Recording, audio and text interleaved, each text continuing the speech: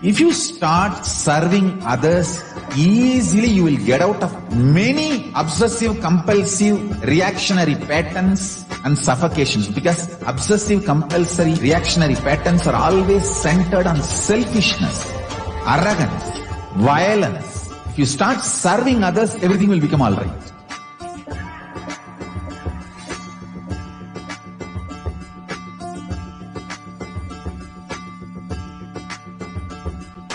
All over the world, I want the Rathotsava to happen. From Guru Purnima to Navaratri. I want all Annalayas to be open to people. Give free food with the free library. Food for stomach and food for consciousness. Both. One book, my Bhagavad Gita, will be gift. Go from house to house, door to door. Collect whatever people can contribute. One handful of rice, $1, or any small 1 kg vegetable, anything people give. It's one of the best spiritual practice. Madhugari Bhiksha. If you guys start doing this, everything, all the best things will be showered on you guys. And Paramashiva more and more will manifest in temple also.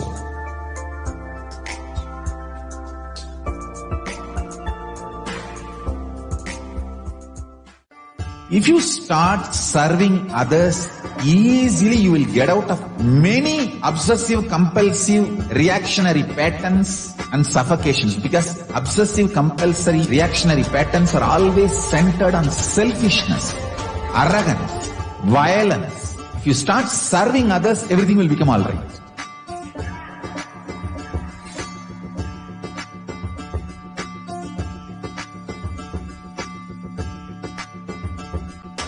All over the world, I want the Rathotsava to happen. From Guru Purnima to Navaratri. I want all Annalayas to be open to people. Give free food with the free library. Food for stomach and food for consciousness. Both. One book, my Bhagavad Gita, will be gift. Go from house to house, door to door. Collect whatever people can contribute. One handful of rice, $1, or any small 1 kg vegetable, anything people give. It's one of the best spiritual practice. Madhugari Bhiksha. If you guys start doing this, everything, all the best things will be showered on you guys. And Paramashiva more and more will manifest in temple also.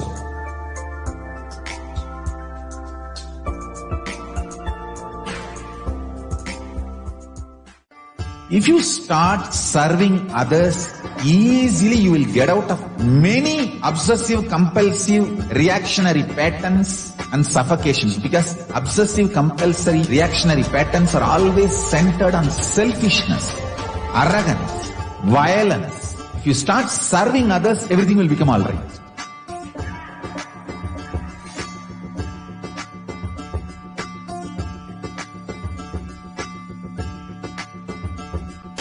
All over the world, I want the Rathotsava to happen. From Guru Purnima to Navaratri. I want all Annalayas to be open to people. Give free food with the free library. Food for stomach and food for consciousness. Both. One book, my Bhagavad Gita, will be gift. Go from house to house, door to door. Collect whatever people can contribute. One handful of rice, $1, or any small 1 kg vegetable, anything people give. It's one of the best spiritual practice. Madhugari Bhiksha. If you guys start doing this, everything, all the best things will be showered on you guys. And Paramashiva more and more will manifest in temple also.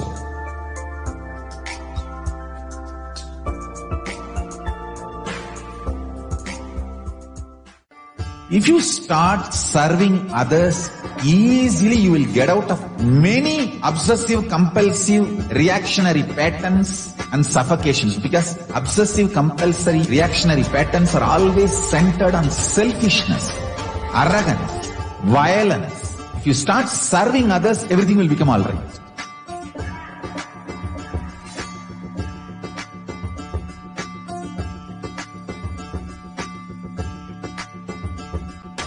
All over the world, I want the Rathotsava to happen.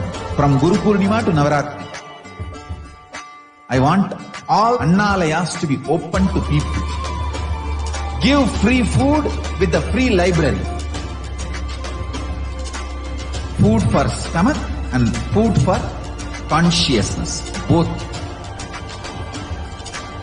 One book, my Bhagavad Gita, will be gift. Go from house to house, door to door. Collect whatever people can contribute.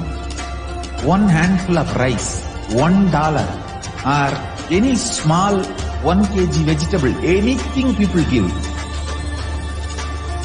It's one of the best spiritual practice. Madhugari Bhiksha. Nithyanandam.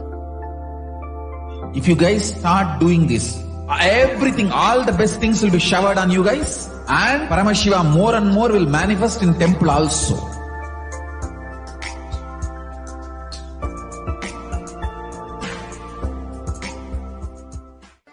If you start serving others, easily you will get out of many obsessive, compulsive, reactionary patterns and suffocations, because obsessive, compulsory, reactionary patterns are always centered on selfishness, arrogance, violence. If you start serving others, everything will become alright.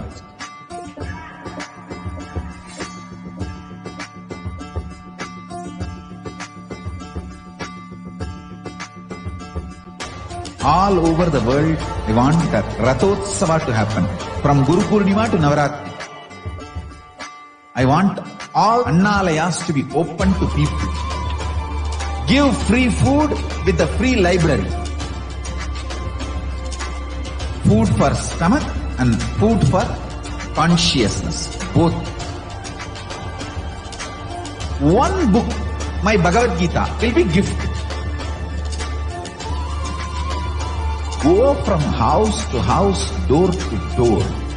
Collect whatever people can contribute. One handful of rice, $1, or any small 1 kg vegetable, anything people give. It's one of the best spiritual practice. Madhugari Bhiksha. If you guys start doing this, everything, all the best things will be showered on you guys. And Paramashiva more and more will manifest in temple also.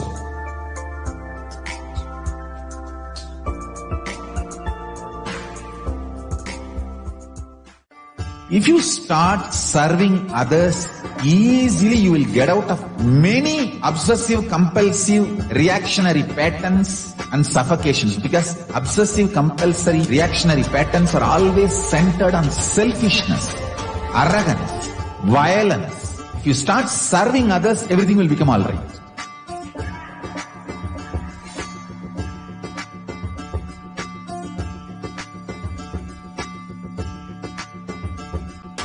All over the world, I want the Rathotsava to happen. From Guru Purnima to Navaratri. I want all Annalayas to be open to people. Give free food with the free library.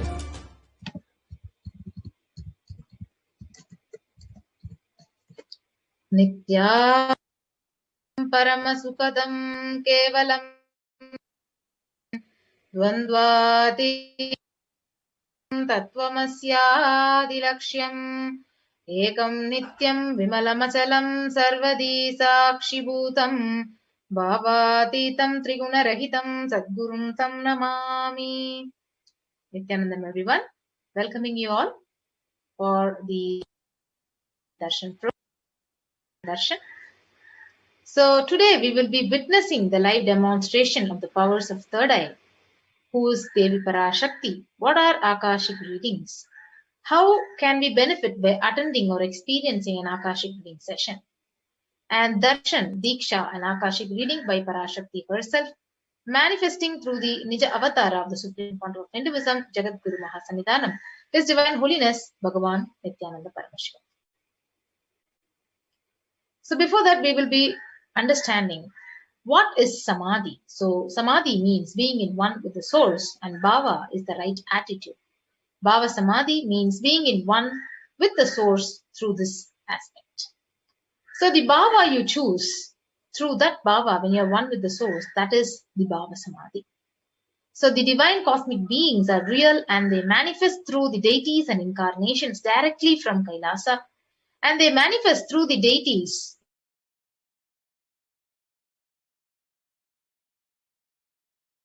awakens your Kundalini Shakti, which is the latent potential energy in every human being. An awakening of this Kundalini Shakti, it results in extraordinary abilities expressing through us, like third eye awakening, ability to have remote vision, ability to scan anyone's body, levitation, teleportation, and materialization. So when the Kundalini energy is awakened, your whole brain, it comes alive. And this influx of superconscious energy, it visibly slows down the aging process and improves the immunity to diseases. So with increasing levels of coherence, the whole brain, it comes alive, turning into a superconductor of conscious energies that heals, that empowers and transforms our lives. So having the darshan or even a glimpse, it brings lasting transformation in us, cleansing the lifetimes of karmas and raising you to the next level of superconscious breakthrough, like hitting the reset button in your very being. And one more important concept is the mirroring of neurons. So mirror neurons activate and they process all the observed movements or informations of the avatar just by seeing. That means your entire body, it silently and without movement, recreates what is happening distance is far away, experiencing the superconscious energy that is radiated by the avatar. So Akashic reading is not a prediction, it is a reading from the cosmic archive. So there is no such thing as the past, present, and future. Beyond space, creation and destruction, they happen simultaneously. And in the dimension of time starts the past, present, and future. But in Akashic records, there is no past, present, and future. And that is why whatever is happening, and yet to happen is already very clearly recorded. So let us understand more about the Supreme Pontiff of Hinduism, Jagat Guru Mahasannidhanam. His Divine Holiness Bhagavan Nithyananda Paramashivam is the reviver of Kailasa, a macrocosmic, ancient, enlightened Hindu civilizational nation. And he is the 1008th incarnation of Paramashiva as per Hinduism, recognized by his predecessors who are enlightened masters and adepts. The Supreme Pontiff of Hinduism has made the science of power manifestation, the yoga and temple-based universities, a lifestyle for humanity. The Supreme Pontiff of Hinduism is ordained as the 233rd Guru Mahasannidhanam of the Kanchi Kailasa Sarvajnapeetham. He is the incumbent emperor of the Surya Vamsa Surangi Samrajyam, the present 293rd Jagat Guru Mahasannidhanam of Kailasonathar Shamla Pita Sarvajnapeetham, the present Mahamandaleshwar of Mahanirvani Akhada, largest apex monastic order. The Supreme Pontiff of Hinduism is the 1008th Acharya Mahamandaleshwar of Atal Akhada, the 23rd Guru Mahasannidhanam of Dharma Mukti Swargapuramadina, and he is elected as the Supreme Pontiff of Hinduism by a congregation of over 1000 Hindu leaders. And he is revered as a teacher of Hinduism, the most prolific, most viewed, and most watched, who has authored 300 books, 10,000 articles in 3 languages in English, Tamil, and Sanskrit, translated into 50 languages with over 1,000 titles. He has released over 20 million copies of books and articles which are sold, read, and downloaded. Over 10,000 hours of discourses have been delivered and has enriched and enriched over 1 billion lives digitally. He is respected as a commentator of all the sacred scriptures, the Upanishads, the Bhagavad Gita, the Shiva Sutras, the Brahma Sutras, Yoga Sutras, Ashtavakra Gita, and the Jain Sutras. The Supreme Pontiff is honored as the leader of Hinduism, the most awarded, internationally recognized Hindu leader, The reviver of 108 ancient Hindu sampradayas like the Rudrakanyas, the Rudras, the Rishis, the Rishikas, the Bhairavas, the Bhairavis, and Sannyasis, is the establisher of the largest Hindu university, Kailasa's Nithyananda Hindu University, in the world with satellite campuses in 150 countries, establisher of 1,000 and plus Kailasa enlightenment ecosystems. He is the founder and reviver of over 100 Sarvajnapitas, the collector of the largest Hindu library with over 1 million books, 1 million palm leaf scriptures, and over 20 million digital books. So with that, we'll be moving on to the next segment of the witnessing the extraordinary powers of third eye by the Balasans of Nithyananda order and the Nithyananda yogis after a short break.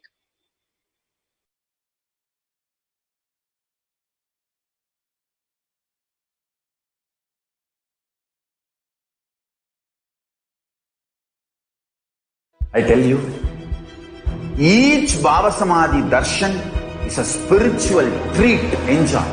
Spiritual feast, enjoy. Don't miss it.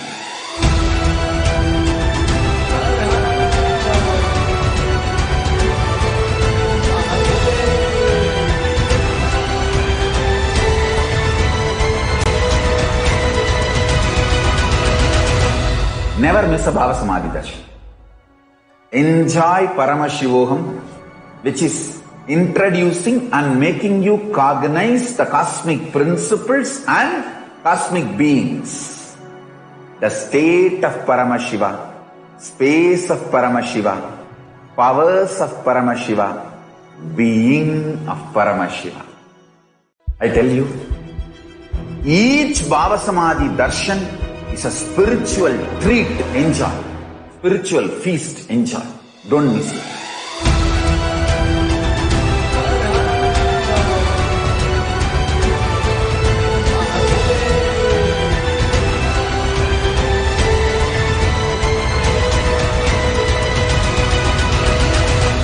Never miss a Bhava Samadhi Darshan. Enjoy Paramashivoham, which is introducing and making you cognize the cosmic principles and cosmic beings. The state of Paramashiva, space of Paramashiva, powers of Paramashiva, being of Paramashiva. I tell you, each Bhava Samadhi Darshan is a spiritual treat, enjoy. Spiritual feast, enjoy. Don't miss it.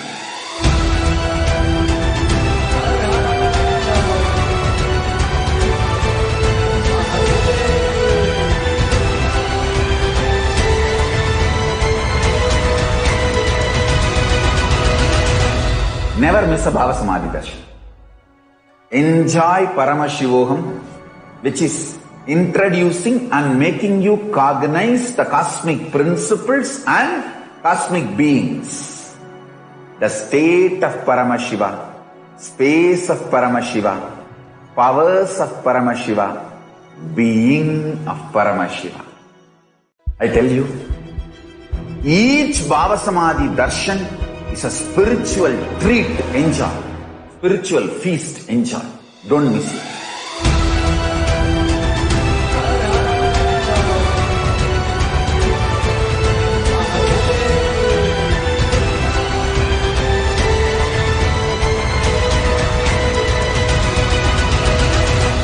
Never miss a Bhava Samadhi Darshan.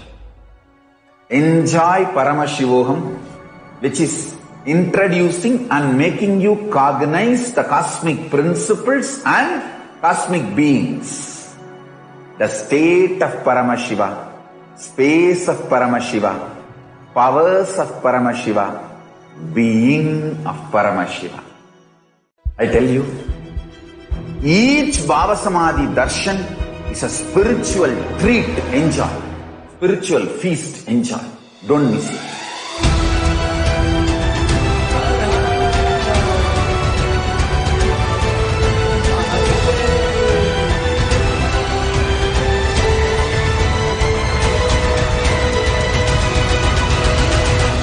Never miss a Bhava Samadhi Darshan. Enjoy Paramashivoham, which is introducing and making you cognize.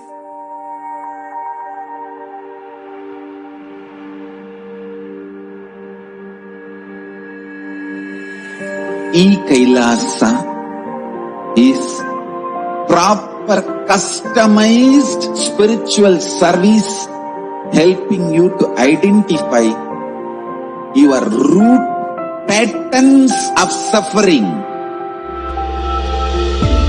We have perfected the science of helping every individual from every cultural, religious, nationality background.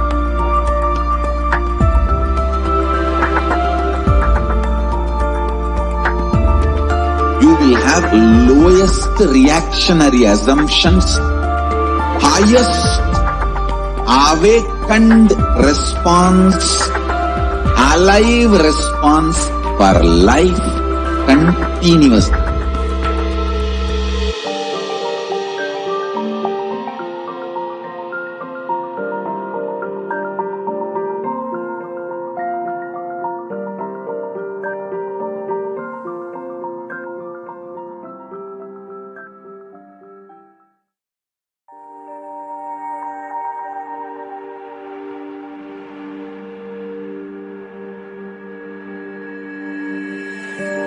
Kailasa is proper customized spiritual service helping you to identify your root patterns of suffering. We have perfected the science of helping every individual from every cultural, religious, nationality background.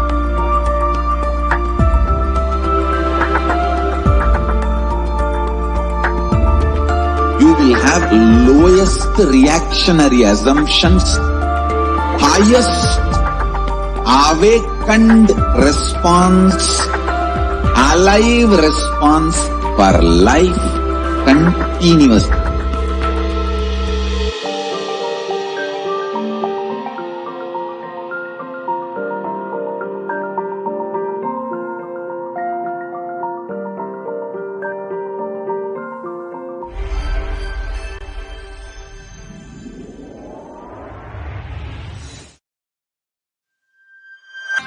Kailasa is enlightenment ecosystem, literally enlightenment itself in your own home, wherever you are. Proper customized spiritual service helping you to complete with your life negativity, withdrawal from life, self-hatred, self-denial, self-doubt, so much of tiredness, laziness. We can support you, aligning your diet, your attitude, your aptitude, your understanding about life. We can help you with everything.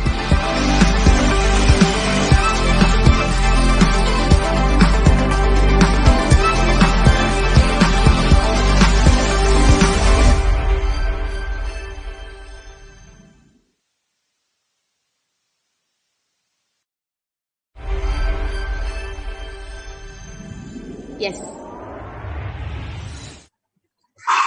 Yes. Kailasa is enlightenment. Yes, Nithyanandam. So let us now witness the extraordinary demonstration of the Shaktis of Paramashiva. So let us see the fundamental difference between Shaktis and Siddhis before we begin.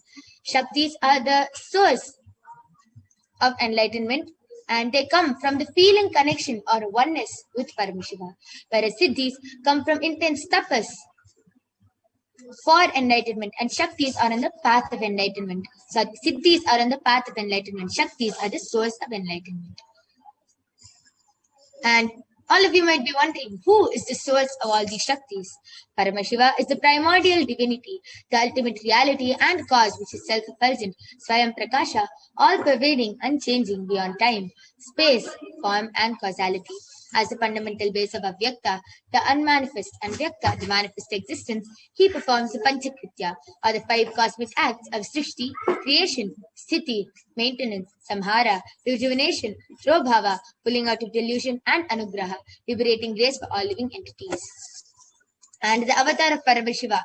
Swamiji, Paramashiva himself has landed down as the 1008th incarnation of Paramashiva and is reviving all these lost sciences to the world in the form of the Supreme Pontiff of Hinduism, Jagat Guru Mahasanidhanam, His Divine Holiness, Bhagavan Nithyananda Paramashivam. And Swamiji is reviving all the lost sciences like the science of enlightenment, the science of power manifestation, the Gurukul education system, the temple-based lifestyle, everything Swamiji is reviving back just for humanity to have a conscious, super conscious breakthrough and evolve into superhumans and into conscious beings. So all this powers which we are able to manifest is transmitted through Diksha, initiation from the avatar. So Diksha is the direct transfer of spiritual energy from the avatar to the disciple, from the guru to the disciple. So there are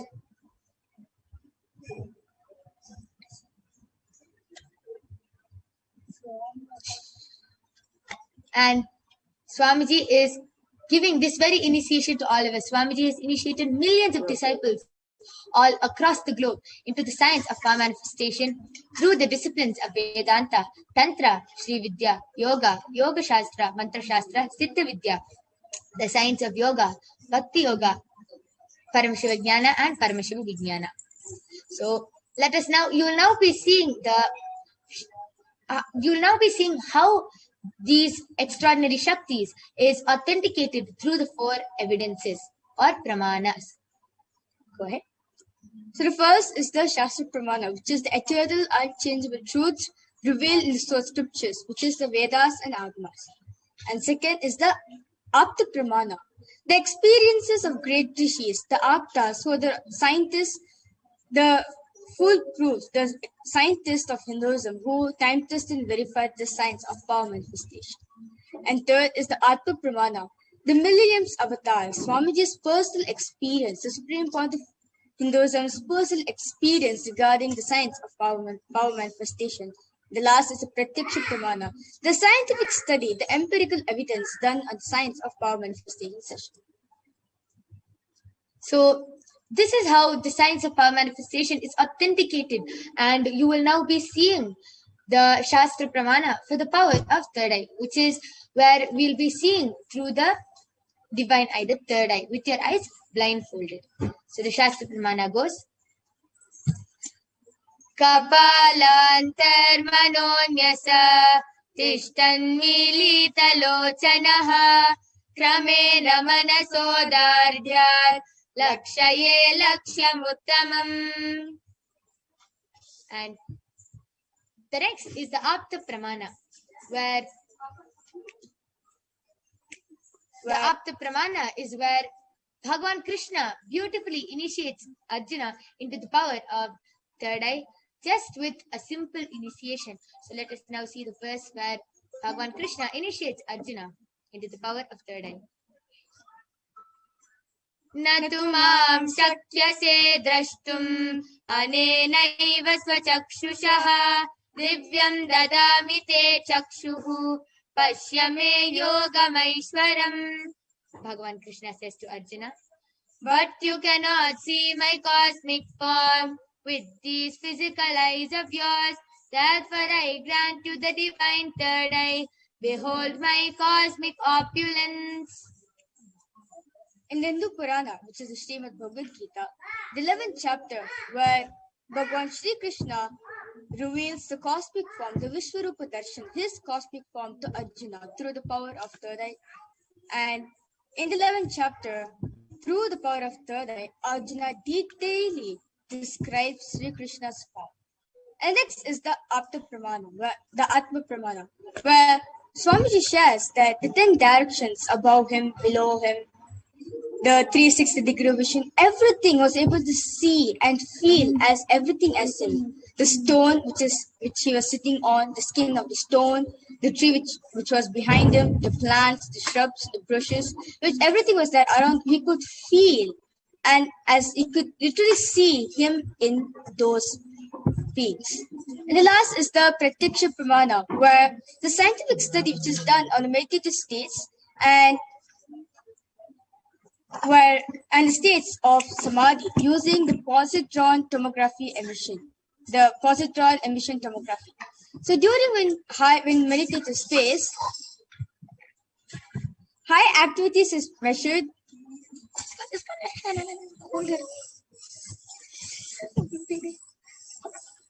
So there's high activity.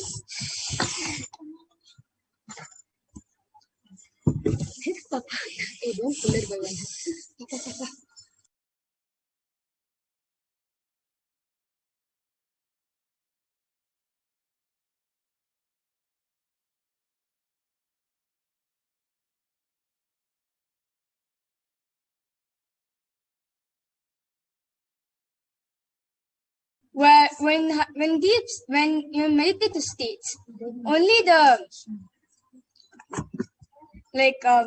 almost the body is working and the brain is at peace, and the brain is functioning. And when in states of samadhi, 90% of the third eye region is alive and fully awakened, and the brain is completely at rest and peace. So now let us witness Sakshi Pramana, which is a live demonstration done on the power of third eye reading, which is the blindfold reading. Yes. So, along with me, I have the medically tested eye band. As you can see, in front is a complete opaque sheet, and behind is a thick sponge with 2 holes where the eyes can comfortably fit inside. And you can see there's a beautiful strap which can comfortably strap the eye band to her head. This is a medically tested eye band, is completely proven and scientifically proven that even with your eyes open inside this eye band, no light can enter. So this is the eye band that I'll be placing on Mama Nithyananda. I'm going to be unmuting. I'm going to be opening the eye band right in front of all of you and placing the eye band on Maviraja's eyes.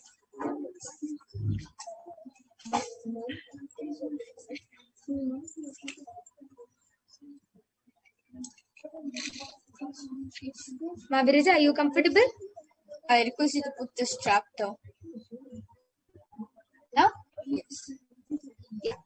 So now Maviraja is comfortable. I request you to turn to your right, left, up, down, and all around. Yeah. So you can see how Maviraja's eyes are completely covered from all sides, and there is no possible way of light entering in between. Yes. So now I request the YouTube comments to be projected, and all of you can start posting anything you want in the YouTube comments. You can post your any comments, medical terms, scientific terms, and you can post sentences, paragraphs, emojis, numbers, letters, anything you want in the YouTube comments, and Maviraja will be reading it out live in front of you. I request the NTV operator to project the comment section.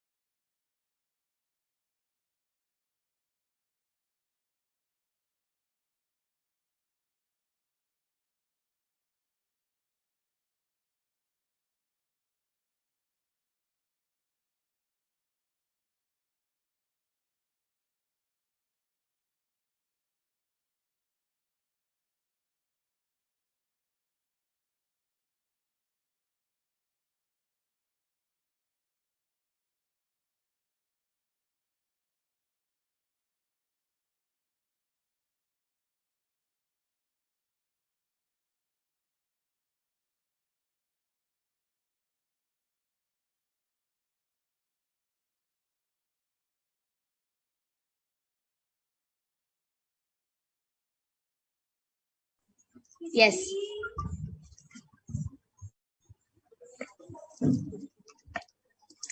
Yes, we're completing for the technical glitch as now we remove the eye band of Mavarija. We'll again be placing the eye band on Mavarija's eyes.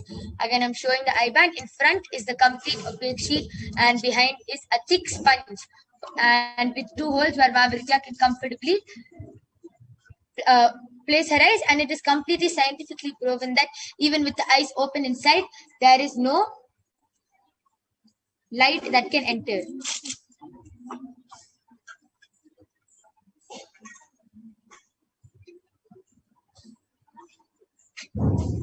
Yes. Mavarija, are you comfortable? Yes. Yes. So now Mavarija is comfortable. I request all of you to start posting comments as we again place the eye band on Mavarija. To make the power more authentic, I request all of you to again post, you can post different comments. So Mavarija will be able to read out the comments. So latest comment, which is posted in Kailasa's SPH YouTube channel, is by Expressions of Me I Am has posted. It's great that you girls can be relaxed and relatively focused, even with the little one running around all over. And like a laughing emoji, good going, and a smiley emoji.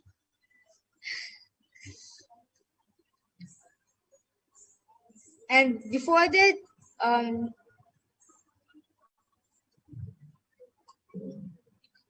I request all of you to continue posting new comments. You can continue posting comments. You can post numbers, letters, words, shapes, anything you want.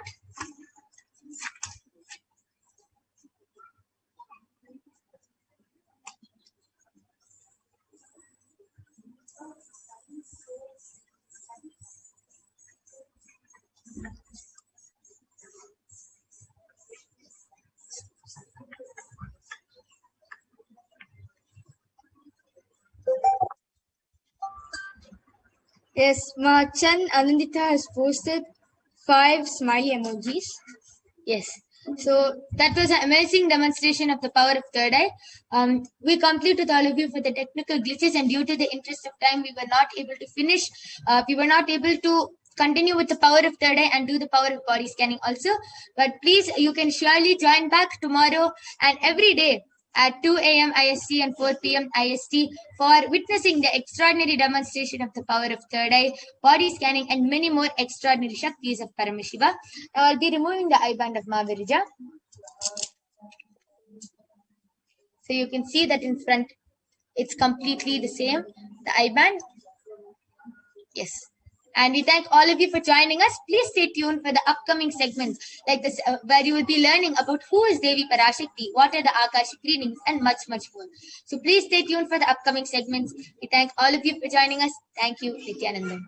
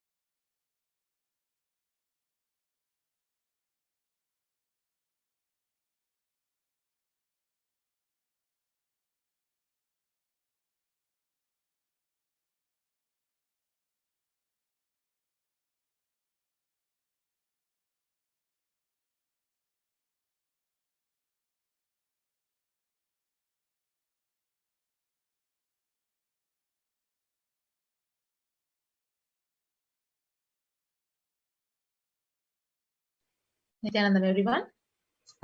Welcome back. Nithyanandam, to all the viewers, welcome back.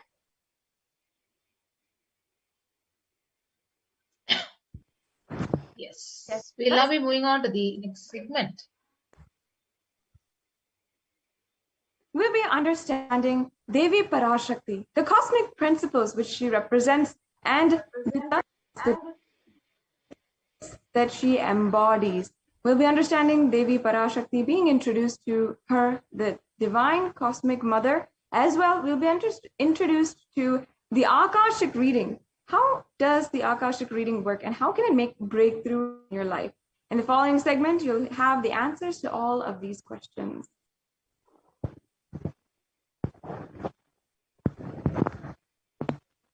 Yes, we can move forward.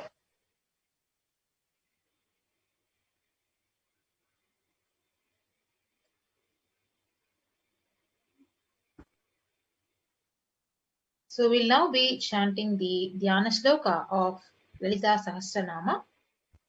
Sinduraruna Vigraham Trinayana Manikya Mauli Spurat Taranayaka Shekaram Smritamukhi Mapina Vakshoruham Panibhya Manipurna Ratna Chasalam Bibhratim Saumyam Ratna Gatastha Rakta Charanam Dhyayet Paramambikam. And now I'll be chanting the English translation. The Divine Mother is to be meditated upon as shining in vermilion, red body with triple eyes sporting a crown of rubies studded with the crescent moon, a face all smiles, a splendid bust, one hand holding the jewel cup brimming with mead and the other twirling a red lotus. Arunam Karunatarangitakshim Dhrutapashangusha Pushpabhana Chapam Animadibhiravritam Ayukairahamityeva Vibhavaye Bhavani. I meditate on the great Empress. She is red in color and her eyes are full of compassion, and holds the noose, the goad, the bow, and flowery arrow in her hands. She is surrounded on all sides by powers such as anima for race, and she is the self within me.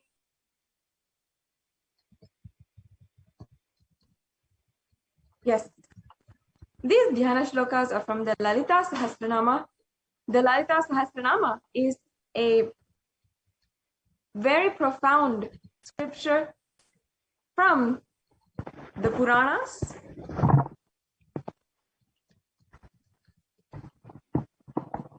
And Devi Parashakti is the divine cosmic mother.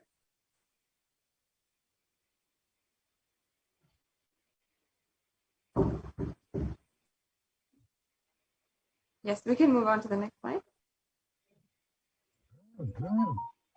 Devi is the ultimate pure feminine consciousness. Parashakti is the cosmic mother. It is her cosmic womb from which billions and billions of universes comes out and go in. Source where the Big Bang and black holes go on. Parashakti is the source Shakti, the source energy and source power from which all of us came, in which all of us are even in now, and in which all of us are going to merge.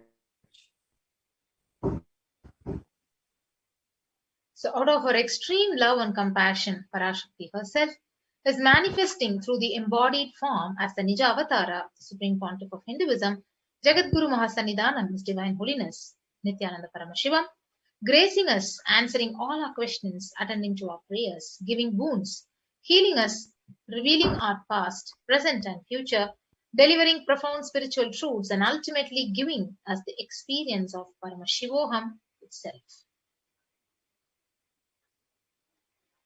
Now, in the words of Parashakti herself, she gives a beautiful definition, a beautiful introduction to her energy. She says, raising as Omkara, expressing as Vedas and Agamas, blossomed as Srimkara, filled as Parashodasi, living in the 14 triangles, the Kailasa Swamini, who is Kailasa Sripura Chintamani, Parashodasi, sitting as Paramashiva Parameshwari, who rules the world, Paramashakti, Manonmani, Meenakshi, as Nithyananda, I took the Nijavatara here to give good boon to everyone, to bestow all goodness.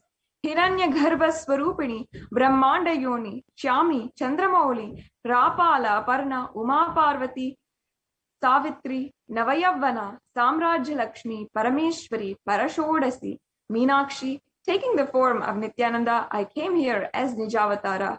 With great compassion, I am blessing. Listen, people, to do good to all of you. I took the form of Nithyananda and came down as Nijavatara. So raising in Omkara, blossoming as Shiva, manifesting as the source of existence, powers of existence and expressions of existence.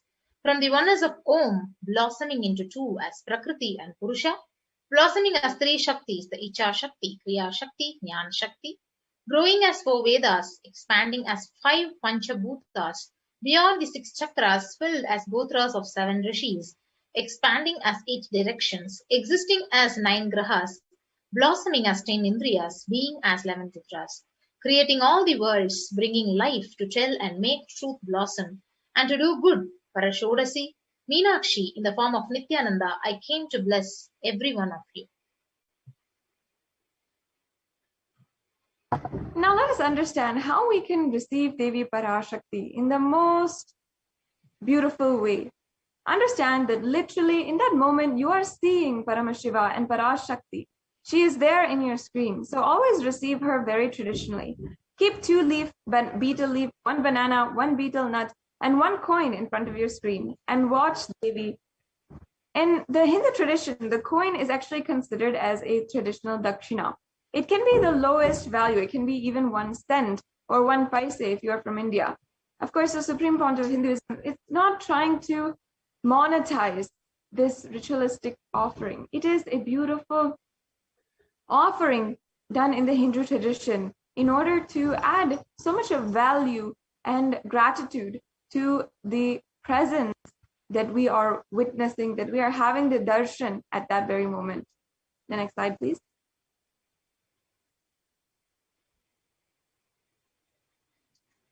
Yes, so you can offer the betel nut, the betel leaf, that to Parashakti, and after the darshan is over, you can do the namaskar, you can eat the banana and distribute the prasadam, and you can collect the traditional dakshina which you're offering and send it to the Nithyanandeshwara temple in Los Angeles.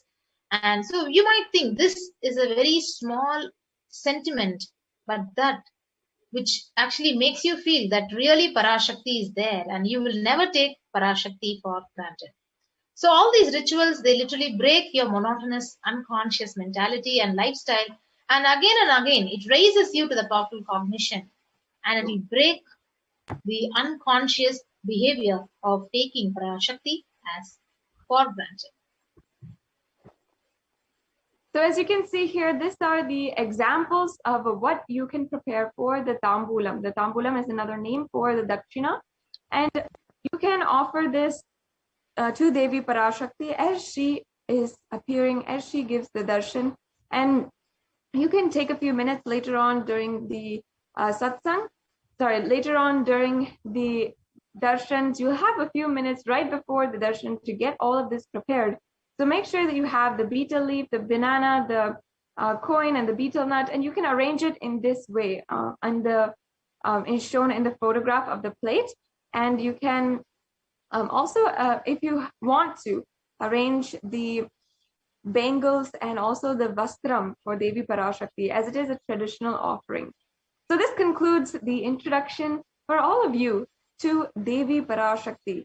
In the next segment, now as we are beginning, we will be understanding what are the Akashic records and how do they work? How can they actually manifest breakthrough in your life?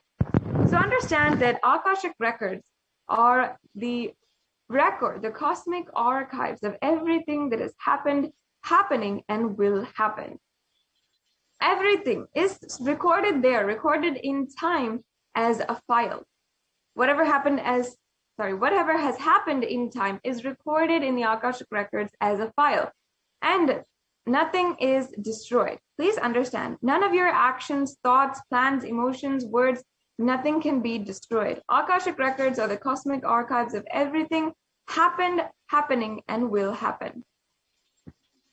So Akashic records are the verbal, the visual, 5-dimensional document. So whatever is happening is continuously getting recorded.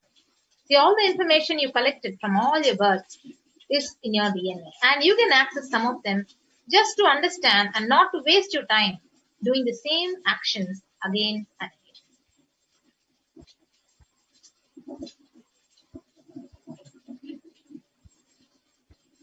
Now, please understand that many of you might have gone to get your horoscope done, or you might have gone to get some other kind of predictions on your future done.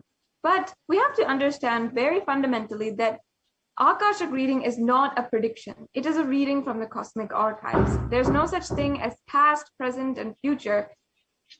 And beyond space, sorry, can you go back to the last slide, Ma?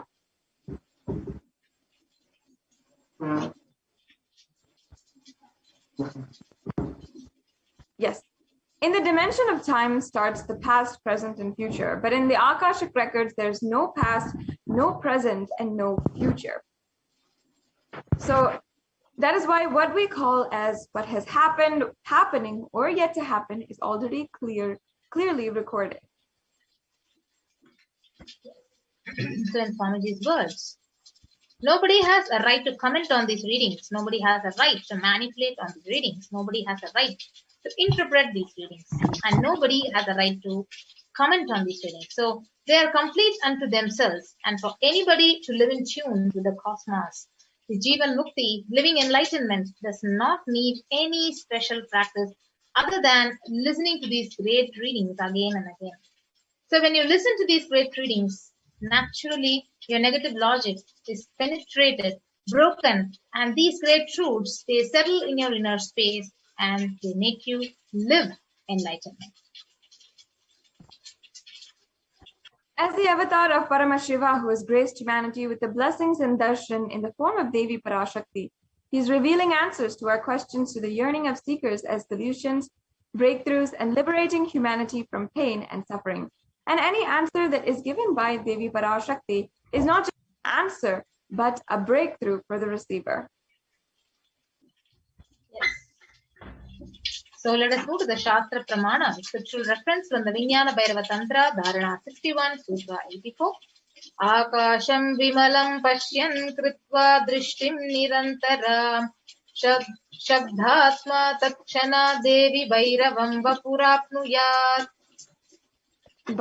And the English translation goes, Bhagavan Paramashiva says, looking at the spotless, infinite, etheric space, Akasha, beyond the sky and clouds, one should fix one gaze from the third eye without blinking, continuously, and make the body and inner space steady and motionless. In that very moment, O Devi, one attains the nature and powers of the infinite space, Bhairava. Next is the Apta Pramana from the reference from the Hindu Purana Mahabharata, which narrates the story of the great sage Maitreya, who reveals the secrets of his birth in the human form and reasons of his all his suffering to Vidura. And sage Maitreya accesses the Akashic records, and he told Vidura that he was not an ordinary man, but in fact an incarnation of Lord of Death, the Yamaraja. So that is why he had to play the part of a so-called Sudra for at least 100 years because of the curse by the Mandukya Muni.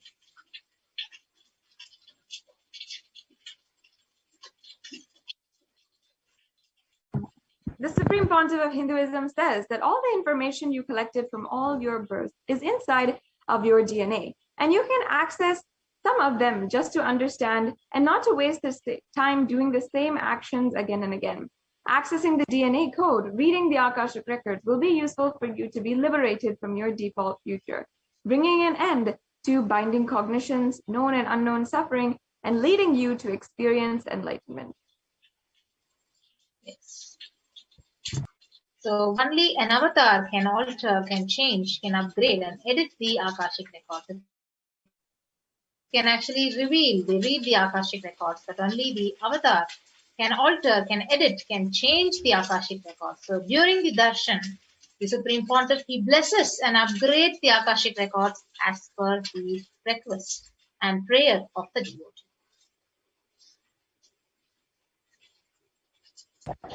Yes. Now, what can you ask during the Akashic reading? There's several answers, and the benefit that you will receive and the transformation that you will go through is absolutely immeasurable and countless. But if I were to summarize, I can say in the few following points. First, you can get the most accurate and unbiased answer to any questions about your life, destiny, purpose, or any everyday part of your life. You can be spiritually healed of physical and emotional problems with just one look or word. You can understand the reasons behind your life's happenings, receive the blessings to fulfill your right desires, and get the clarity to redesign your future. Now, this is the introduction to the Akashic reading. Next, if you're excited to do so, we will be understanding how you can ask your questions on social media. Devi Parashakti has made herself available in all the social media platforms. So as you can see here, how to ask your questions on YouTube. You can go to Kailasa's SPH Nithyananda YouTube channel, go to the live video, which will be streaming live right now. You'll be able to see the live iconation in the right-hand corner, and you'll see the join button. Once you get into that live video, you'll see the join button. Make sure you go to the join button and make yourself a member today of Kailasa's SPH Nithyananda official YouTube channel. And then in the chat, you can ask your questions, whatever questions that you have, or the prayers that you have, or the boons that you would like to ask. You can ask in the chat, right as you can see. Yes. So the next official social media platform through which you can connect with Devi Parashakti and post your questions is the live Facebook page, the Kailasa's SPH BGM Nithyananda Paramashivam. You can like and follow this official Facebook page and then ask your questions in the comment section under the live stream when the Parashakti live Akashic reading is happening. Now, if you're a frequent user of Twitter and you enjoy this social media platform, then you can also follow at Sri Nithyananda on Twitter, the official handle of the Supreme Pontiff of Hinduism. That is at Sri Nithyananda. And make sure you're following and you have the notifications turned on so that anytime there's a live feed, you can get a notification. And you can ask your questions by replying to the tweet of the live feed. So ask your questions in the reply section of the tweet using the hashtag #AskTheAvatar. Yes, so the next platform through which you can actually ask your questions to Parashakti is the Instagram account. So you can actually follow Sri Nithyananda on the official Instagram page and then ask your questions in the comment section and connect with Parashakti. And if you're not used to social media, you're not very familiar, and you're not very comfortable with it, you don't have to worry also. You can go to kailasa.org and send your questions, ask your requests to Devi Parashakti through the WhatsApp widget on kailasa.org. And another option on the website is also the live chat option if you do not have WhatsApp. So all of these are the different options that you have today to ask your questions to Devi Parashakti and receive the breakthrough that you need in your life right now. Devi Parashakti has manifested in order to answer and attend to all of her devotees, those whom she sees as her beloved children, and has blessed each and every one of us with her guidance and protection. Every single day for the past few months, we have been literally cherishing and enjoying the answers that Devi Parashakti is giving, not only to individuals, but the guidance that she is giving to humanity itself. So in the next segment, we will be understanding how Devi Parashakti has given us the guidance to navigate our lives in these extremely dark and tense times. So we invite all the viewers to this next segment. We'll be right back with you after a short break.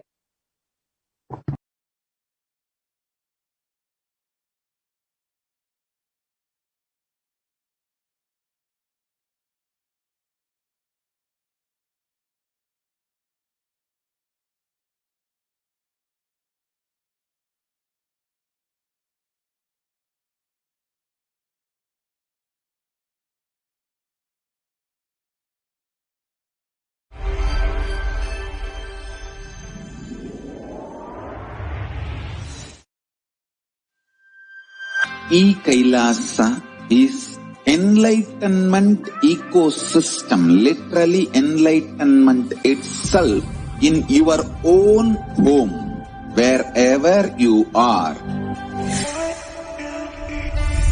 Proper customized spiritual service helping you to complete with your life negativity, withdrawal from life, self-hatred, self-denial, self-doubt, so much of tiredness, laziness.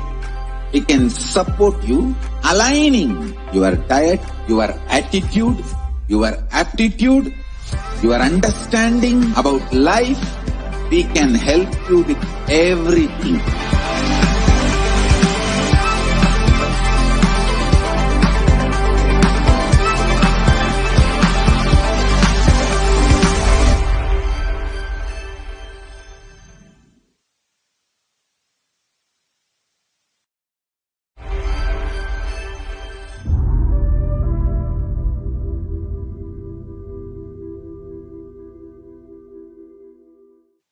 Even a malignous man, by beginning in the company of Satsanga, makes even the impossible as possible in this world.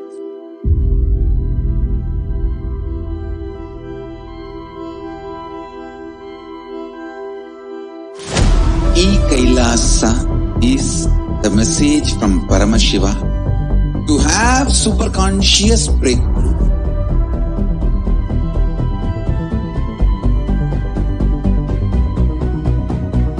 Enlightenment, power manifestation, Paramashiva, everything served to you without you even moving out of your couch.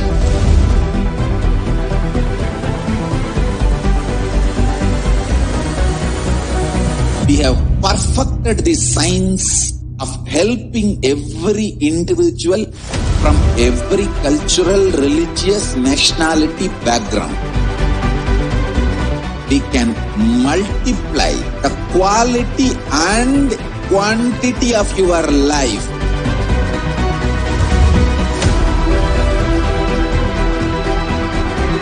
The most ancient, best way of life and best kept sacred secrets all these years handed over only from guru to disciple, guru to disciple, guru to disciple. Secrets kept inside the Siddha Paramparas, Siddha tradition.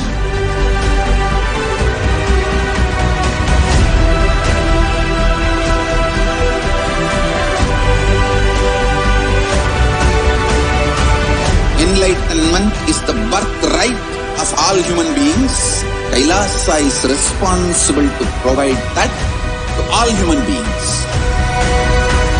Whole world should become Kailasians.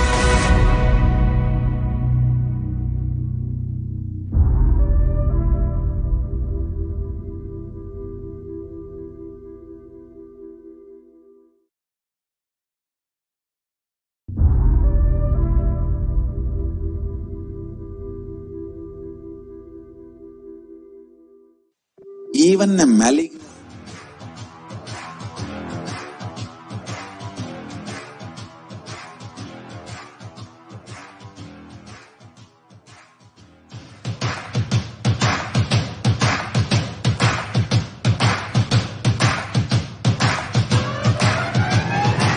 I welcome all of you, the whole world, to come and celebrate, enjoy not only the enlightenment ecosystem, the beauty of how it is getting revived. Be an insider for this great revival process.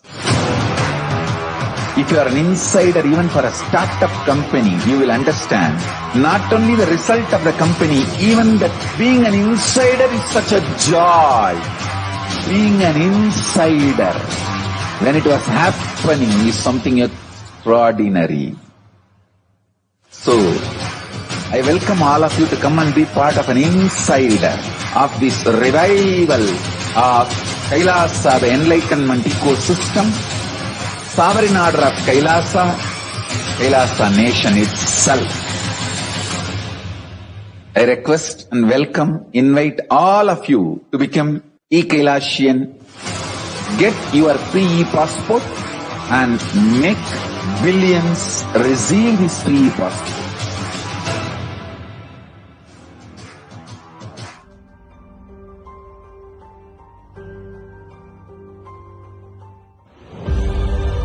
What I mean by the word Kailasa, listen intensely. Enlightenment ecosystem, literally enlightenment itself, in your own home, wherever you are. If you cannot come to Kailasa, it's okay. Kailasa can come to you. Kailasa coming to you is Kailasa. Everyone, welcome back. So we will now be moving on to the next segment of this program of what Devi Parashakti has revealed about the state of the world. So we'll be now watching a small video clipping on what Parashakti has revealed about the black fungus. What I mean by the word Kailasa, listen intensely.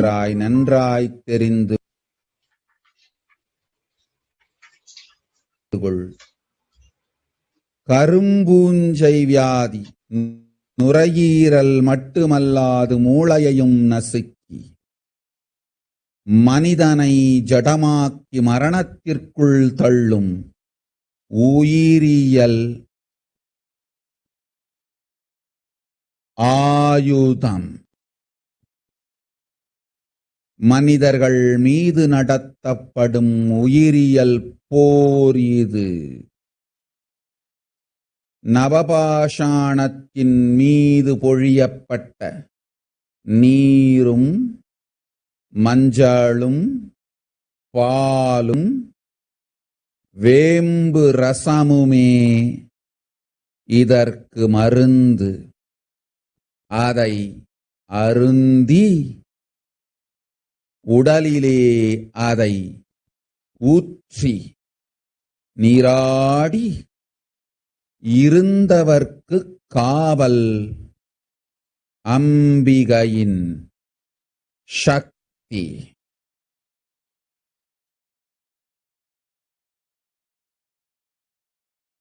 ஓம் ஓம் ஓம். சிருஷ்டி நஷ்டமாகாதிருக்க தேவ ரகசியங்களை தெளிவாய் உலகத்திற்கு சொல்லிவிட்டேன்.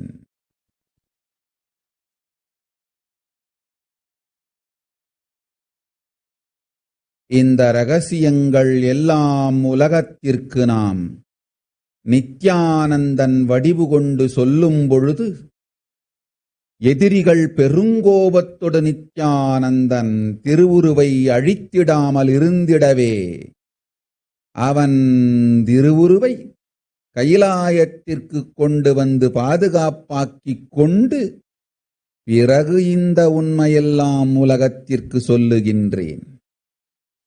அன்னை பராசக்தியும் கூட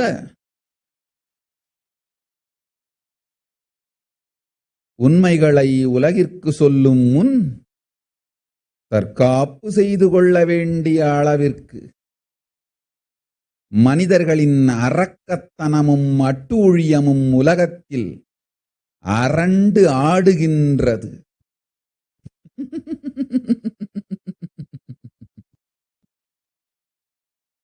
ஓம் ஓம் ஓம் ஓம் ஓம்.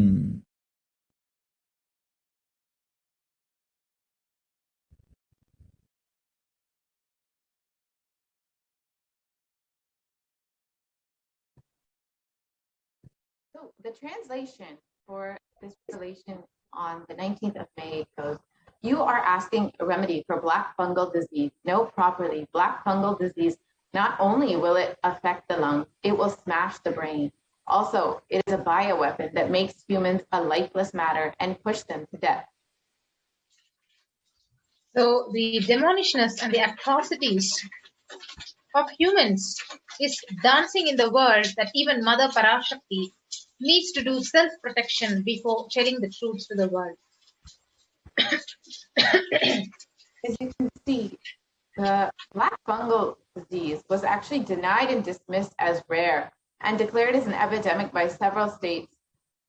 And it's considered a pandemic within a pandemic. And as Devi revealed, it eats the brain, mutilates the body and face, eats the bones, and affects primarily COVID patients and is extremely fatal with over a 50% fatality rate. Yes, so you can see the black fungus is already declared as an epidemic, and the disease which is linked to COVID spreads across India. So states of India have begun declaring this black fungus, which is a specific mucormycosis. 7,200 cases reported, usually in patients with diabetes or compromised immune patients.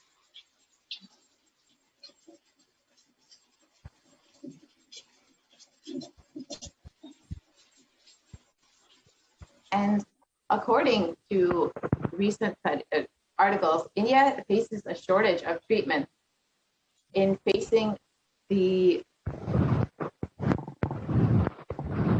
two epidemics, and COVID-19 increases the black fungal infection risk in India. And Yes. you see here that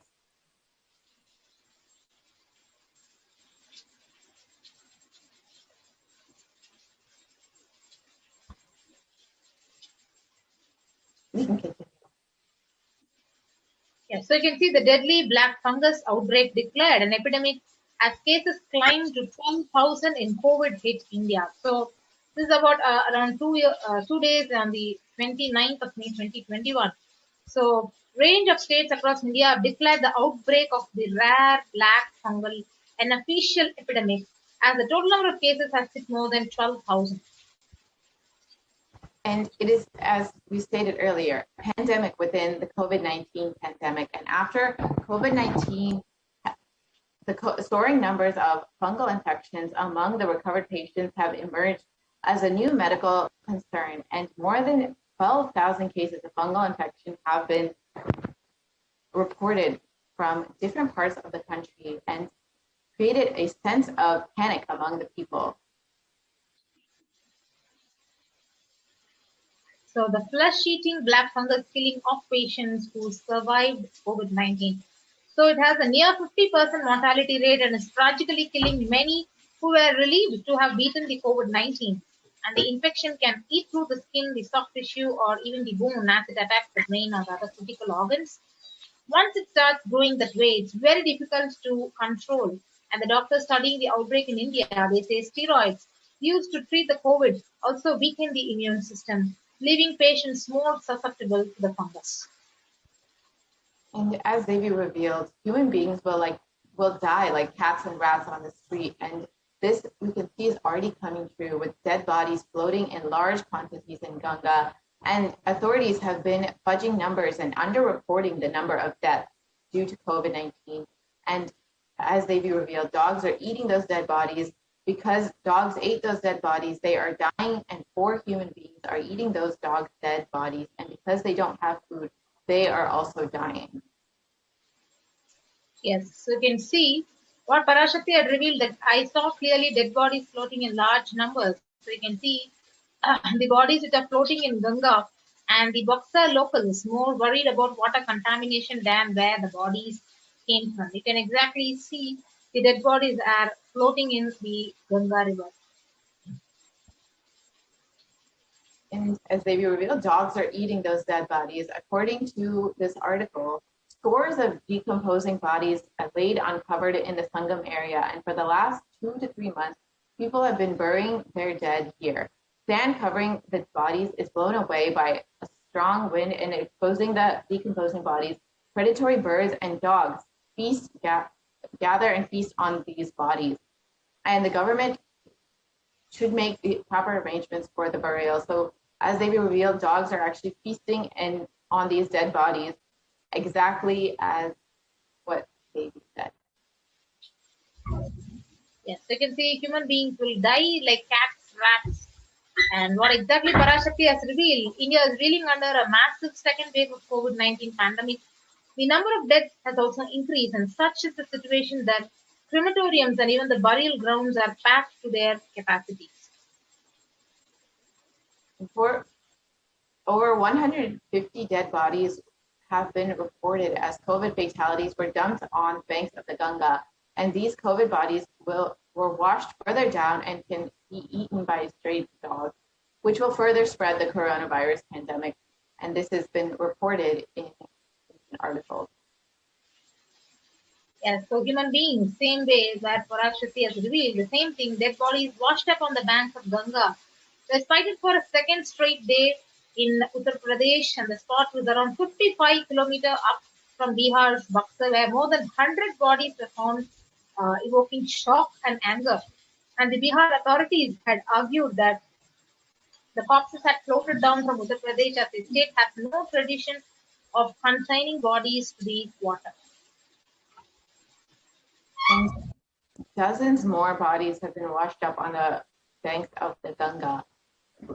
But this has been severely underreported. The reports show 40 number of dead bodies found, but the actual number is far, far more.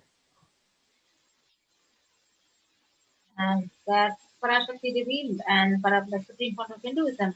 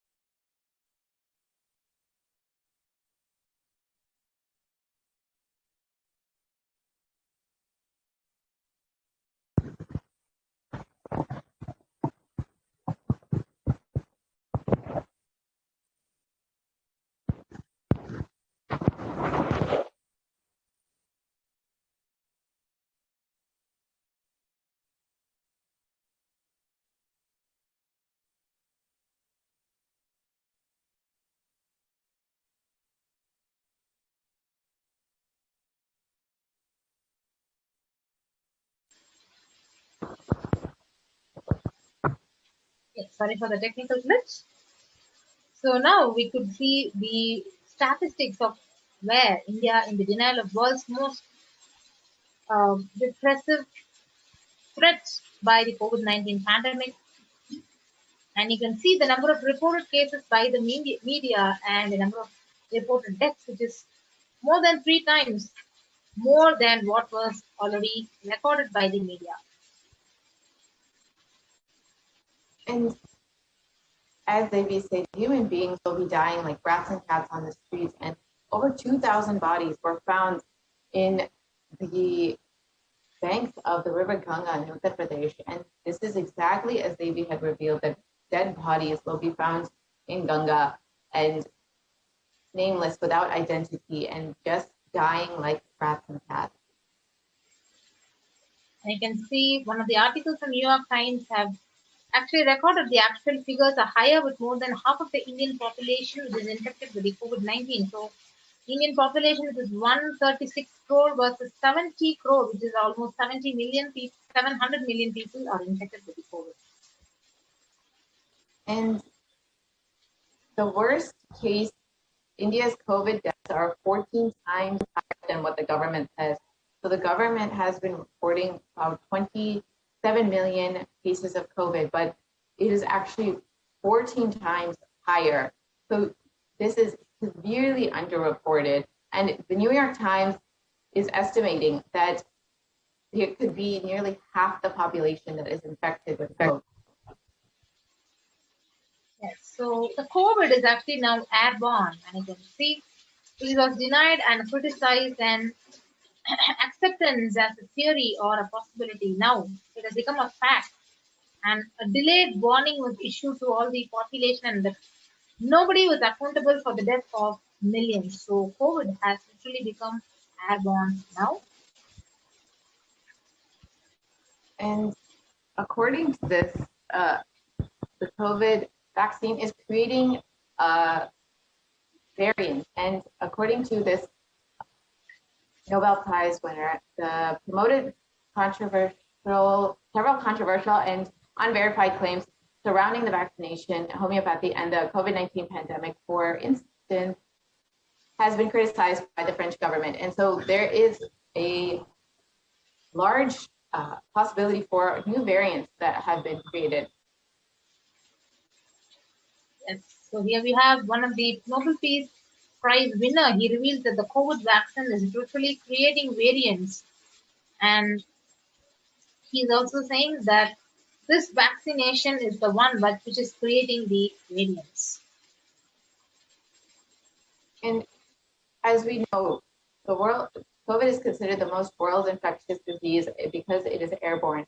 And scientists say that the authorities think so too, and this has been verified by the CDC and WHO, and has changed the way that we should be approaching the disease now. And we have one more scientific research article which discusses the airborne transmission for months, and it was only the last week of May that the WHO and CDC had made this official. And you can see here how airborne transmission of COVID-19 is a risk. Initially, that it was considered only through, that it was not airborne, but now you can see that it is far more contagious, and it requires a lot more social distancing. So, and one more important thing is that home quarantine is not possible in India, and that is the prime reason for large deaths in India, and that is what was actually even revealed by the Chief Minister of Assam, Himanta Biswas, who says the one prime reason for the largest number of COVID outbreaks is home quarantine, which is literally impossible. And he says we have seen more death cases happening from home isolation, as several people do not keep pulse oximeters, and some do not read the counts in their meters properly. And as per the Maharashtra government, on Tuesday, they announced that the decision to skip home quarantine is in districts which have a much higher rate of COVID positivity, and then the state's average. The state public health minister decided that to ensure better health care, it is best to quarantine in facilities which show, especially for locations which have a much higher COVID rate. And this is exactly what Devi Parashakti revealed, that home quarantine is not possible, and it is best to go to a quarantine center, especially one of the quarantine centers opened by the Supreme Pontiff of Hinduism to humanity. Yes, and you can also see home quarantine is literally not possible because of 41% of the houses have just a single room which is shared by 5 people, and literally that is actually showing it impossible. And yes, as you can see that there is it's very difficult to have self-isolation in these crowded cities where people have very little space, and 40% of families are in very tight quarters with only one room, where isolation and social distancing is nearly impossible. And you can see again another article which says, where's the space for home quarantine in cities? So the ministry's guidelines on home quarantine was literally impossible in one of the states in India. So with that, we come to the conclusion of this segment of this program, and we just saw what Parashakti had revealed to the world, how the COVID-19 is literally affecting the humanity, and her revelations are exactly coming true, and it was actually we also saw various articles which are the supportive evidences of Devi Parashakti's revelations. So with that, we will be moving on to the next segment of this program after a short break.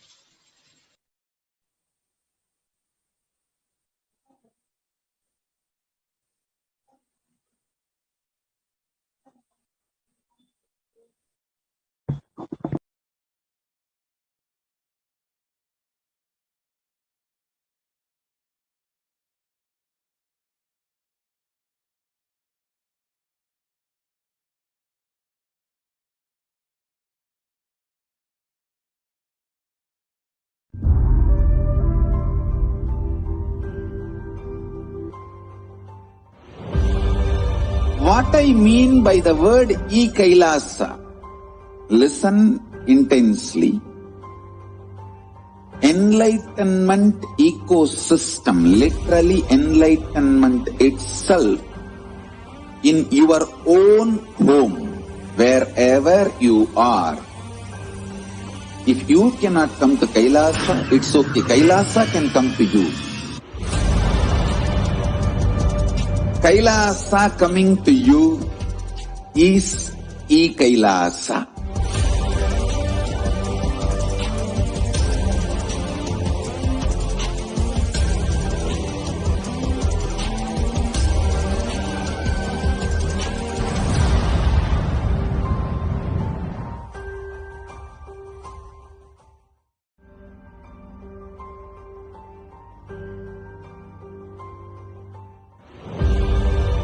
What I mean by the word Kailasa, listen intensely.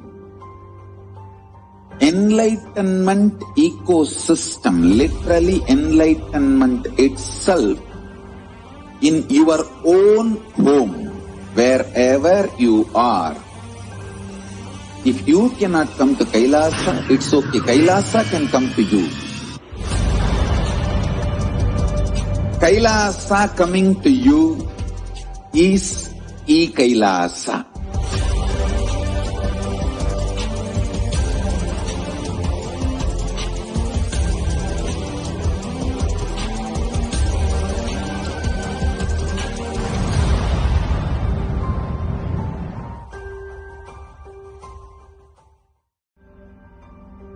I tell you, each Bhava Samadhi Darshan is a spiritual treat, enjoy. Spiritual feast, enjoy. Don't miss it.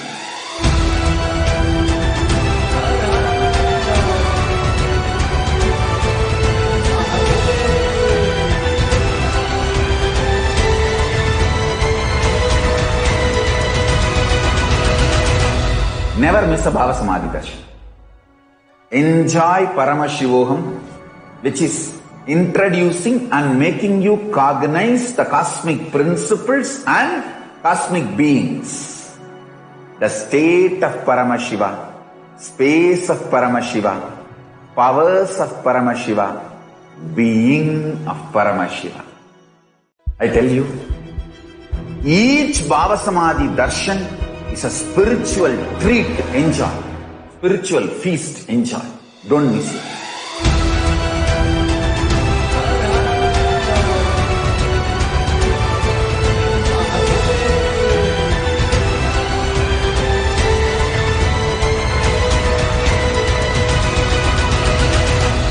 Never miss a Bhava Samadhi Darshan.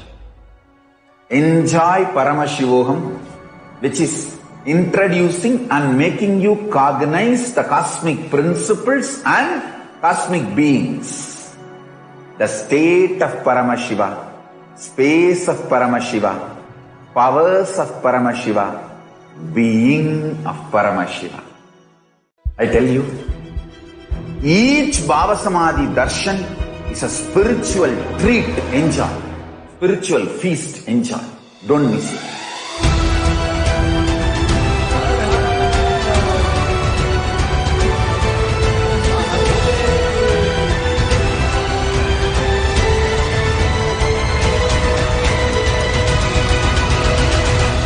Never miss a Bhava Samadhi Darshan. Enjoy Paramashivoham, which is introducing and making you cognize the cosmic principles and cosmic beings. The state of Paramashiva, space of Paramashiva, powers of Paramashiva, being of Paramashiva. I tell you, each Bhava Samadhi Darshan is a spiritual treat. Enjoy. Spiritual feast. Enjoy. Don't miss it.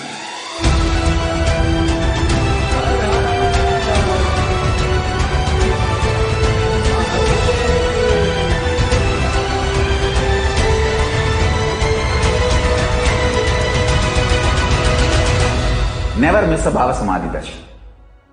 Enjoy Paramashivoham, which is introducing and making you cognize the cosmic principles and cosmic beings. The state of Paramashiva, space of Paramashiva, powers of Paramashiva, being of Paramashiva. I tell you, each Bhava Samadhi Darshan is a spiritual treat. Enjoy. Spiritual feast. Enjoy. Don't miss it.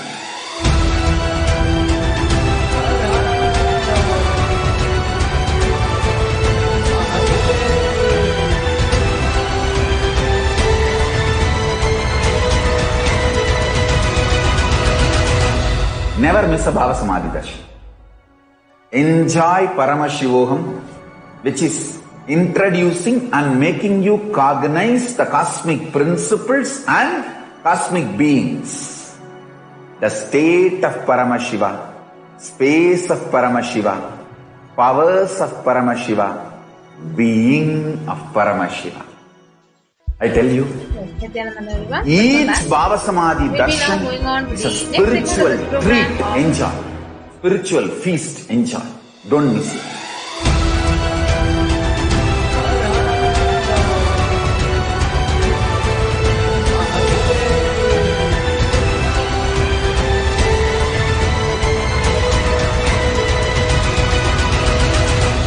Never miss a Bhava Samadhi Darshan. Enjoy Paramashivoham.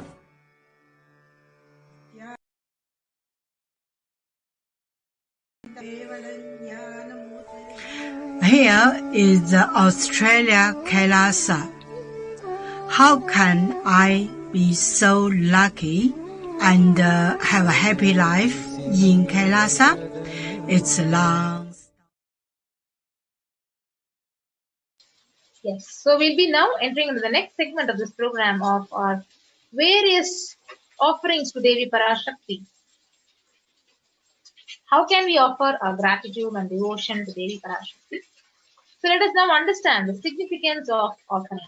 So offering is a giving of divine gift of pure love, devotion and oneness.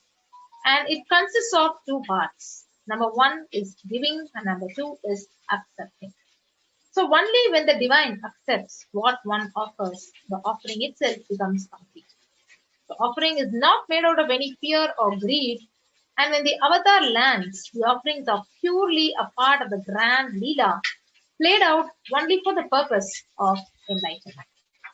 So we will now be understanding the various offerings to Devi Parashakti, and we'll be invoking Devi Parashakti by chanting the Mula Agama of Manonmani Dhyana.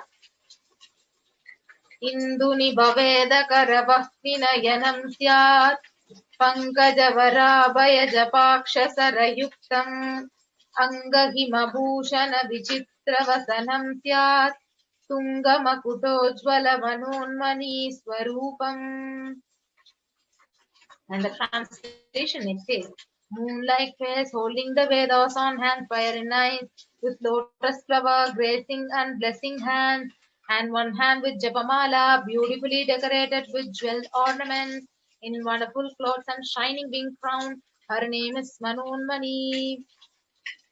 And the next Dhyana sloka is Dhyaye Devim Trinetram Tashini Bhavadanam Vedahastam Dadanam Savye Padmam Varadama Pare Chapayam Chakshamalam Divyairabharanai Vibhushita Tanum Brahmadi Vipujitam Devi Meva Manonmani Pratidinam Kamatta Datrim Shubham. And we have the translation of this Dhyana sloka, which says, I meditate on Devi with 3 eyes glowing like a moon and hold the Vedas, lotus and gracing with blessing and gracing hands.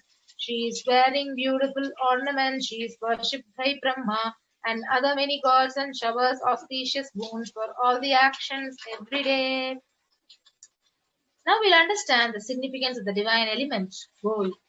The Atharva Veda, it beautifully says, Kredajutam janmanedam hiranyam agnerakam priyatamam bapuva somasyaikam insitasya parapatata abhamekam veda samreta ahustatte hiranyam trividasta vise. So triply born by this birth is gold from the atoms of Agni is one. It becomes dearest to Agni, one fell away from Soma when it was heard. One they call the seed of virtuous and powerful watery molecules. Let the triple gold be for your long life.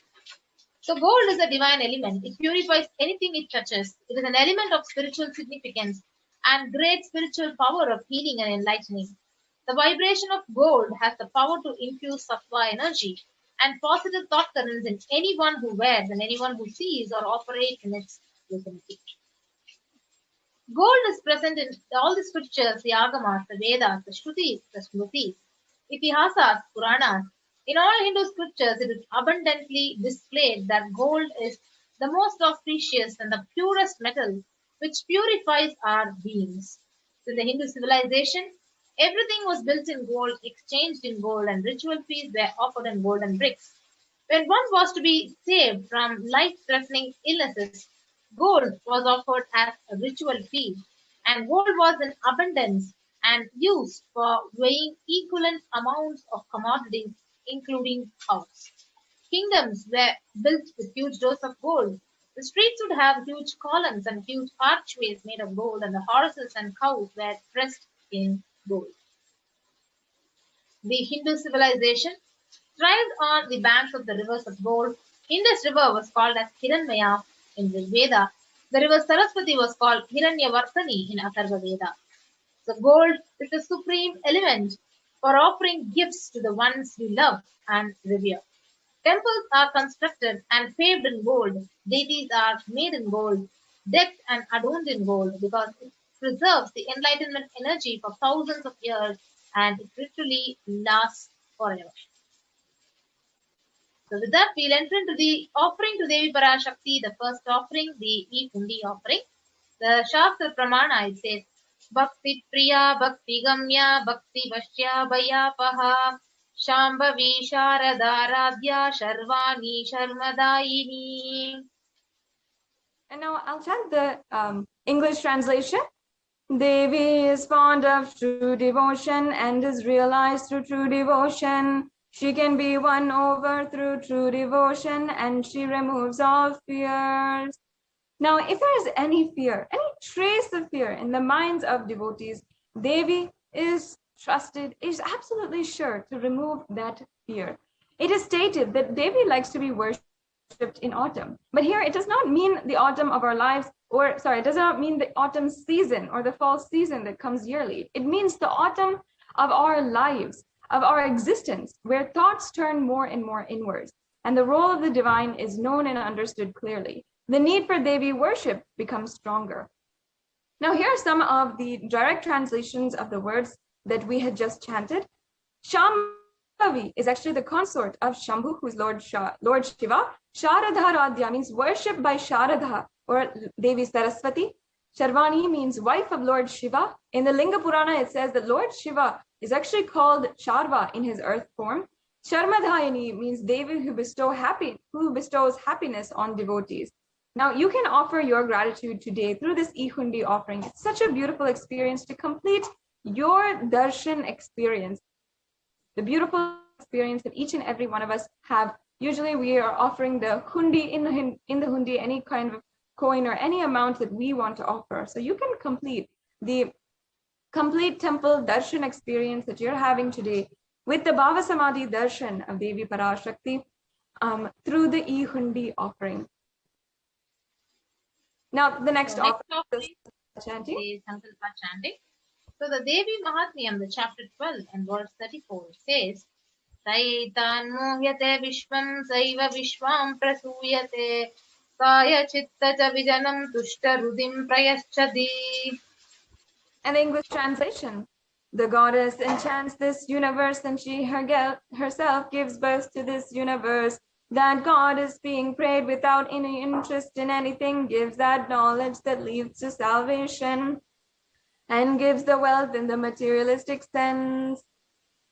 This is from the Devi Mahatmyam, the Devi Purana, chapter 12, verse 34. Now, offering the Sankalpa, or the conscious resolution, blesses the person with all the fruition of the desires and wishes that he is yearning for. The next offering is offering of the Sahasranama Swarna. Sahasranama, verse 731, it says, Nama Parayana Prita means she who likes the repetition of her various names. So this is the offering of 1008 names of Devi Parashakti, and it's a very special and unique archana which is offered to the Mahameru of Devi Parashakti. So you can offer a gold coin inscribed with each of these 1008 names and receive the blessings to have Ananta Kalyana Gunas, all the divine qualities of Devi Parashakti. It is available in 3 sizes, $75, $151, and $251.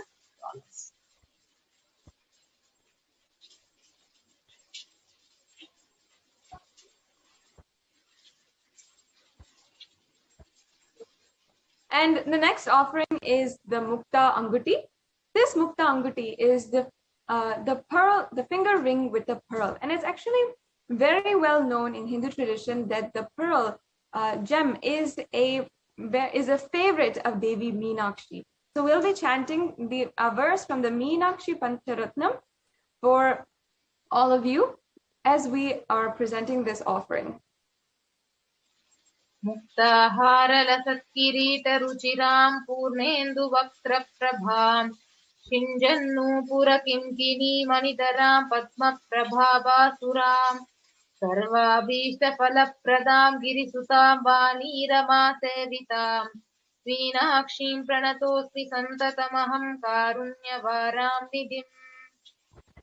Yes, and the English translation?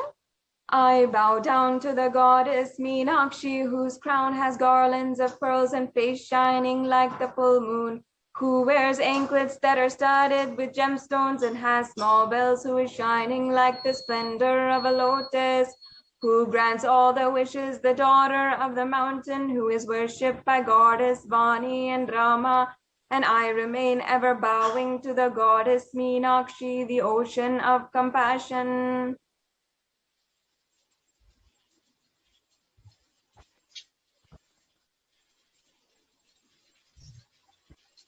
So you can offer this finger ring with a pearl to Devi Parashakti and receive her blessings to be showered by her compassion and pure love in all your business endeavors.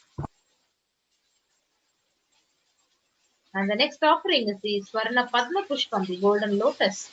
So the Kamikagama verse beautifully says, Ashtavidhyeshwaropeta kumbhavarana samyutam sarvesa sutra vastradya hema pankaja kushitaha kapidana sakurchascha pakva bilva phala prabha Napannadhyaya samsiddha pramanena samandita.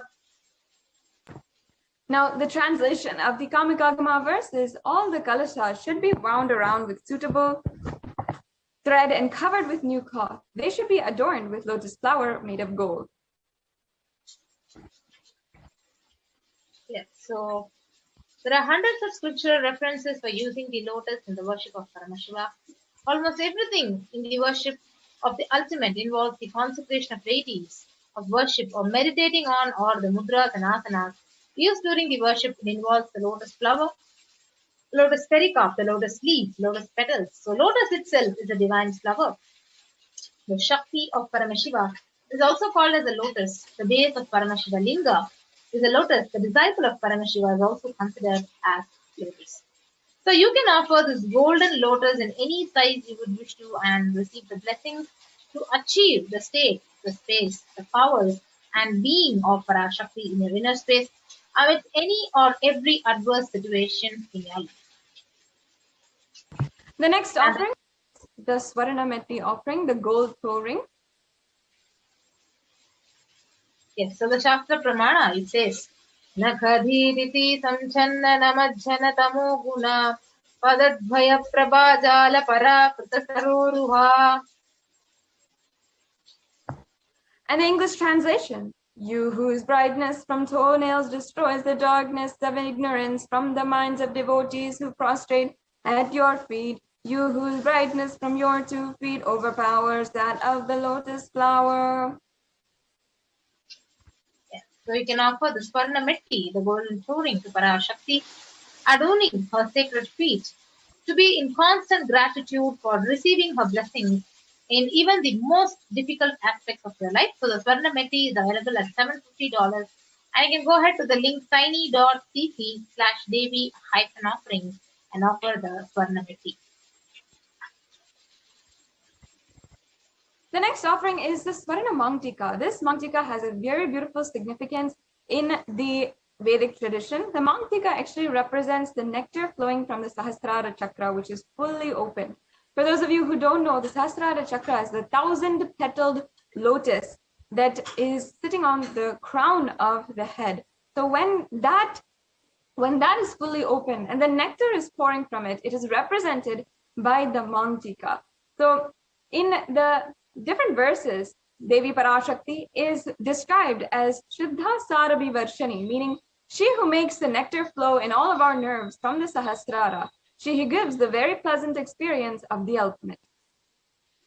Now you can offer the Mangtika to Devi and receive the blessings of achieving the blissful state of overflowing gratitude and the space of complete completion. Yes, the next beautiful offering is the Pratyaksha Pada Puja, where the 83rd sloka of Saundara Lahari says, Nakhadiditi sanchanna namajjana tamo guna padadvaya prabhajala para kritasaroruha. The English translation, the illumining splendor of Devi's toenails dispel the darkness of ignorance in the devotees prostrating at her feet. Her feet defeat the lotus in beauty. Now in shloka number 83 of the Saundarya Lahari, it states that the nails have been sharpened by constantly being touched by the crowns of celestial beings who always prostrate before Devi. Now tamoguna actually means darkness, and in this stotram, tamas is indicative of the ignorance of the minds of devotees, and by constantly prostrating by Devi, their ignorance is removed and they attain the supreme knowledge. Offering this Pratyakshapada Puja to the Supreme Pontiff of Hinduism gives you the absolute blessings for all auspiciousness and blessings in your life. Now it's also very auspicious as we are celebrating the Guru Purnima festival to offer the Pratyakshapada Puja and the Seva for the Supreme Pontiff of Hinduism. And the last Seva here that we have available for you today is the Vastra Seva. Vastra Seva is the sacred cloth that is offered at the feet of the Supreme Pontiff of Hinduism. This is also another offering that you can do to receive the blessings and all the auspiciousness from the Supreme Pontiff of Hinduism. So now this brings us to a conclusion of all the offerings. Now you can see a summary table of all of the offerings that are available for you to do today. We have the Ihundi offering, the Sankalpa chanting, the Devi Sahasranama Kasu, the Mukta Anguti, the Swarna Padma Pushpa, the Swarna Metti, the Swarna Mangtika, and the Pratyaksha Pada Puja, as well as the Vastra Seva.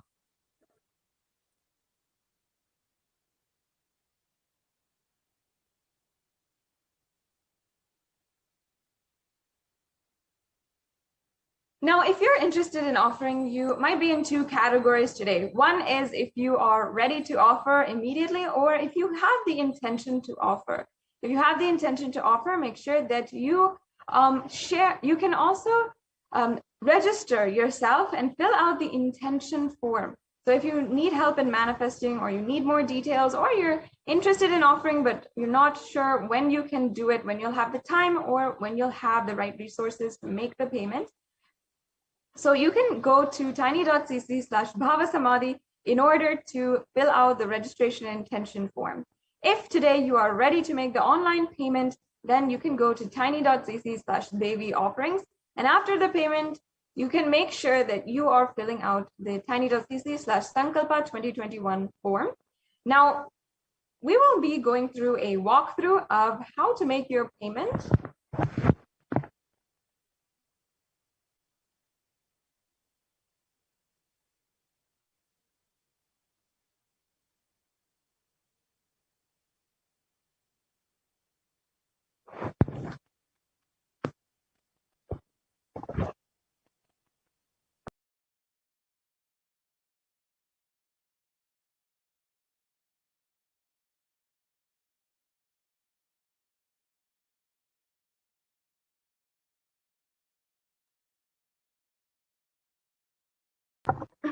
Yes, as you can see, this is the Parashakti Bhavasamadhi donation page.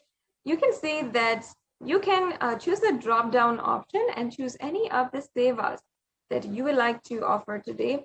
And all of the sevas will be listed down here. So then you can add to the cart.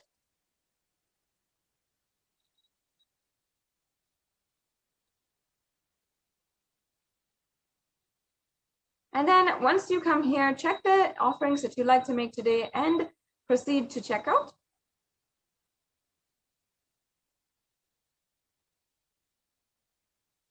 And then you'll be able to fill out all of your billing details as well as your payment details, and make sure that you are agreeing to the terms and conditions, and you can simply easily make your payment in a few easy steps. So after you've made your payment for the sevas, then you can go to the Sankalpa 2021 form. As you can see, it's a very easy form, quick form that you can make. And in this form, you'll be asked your name and all of your family members' name on whose behalf you are offering this seva today.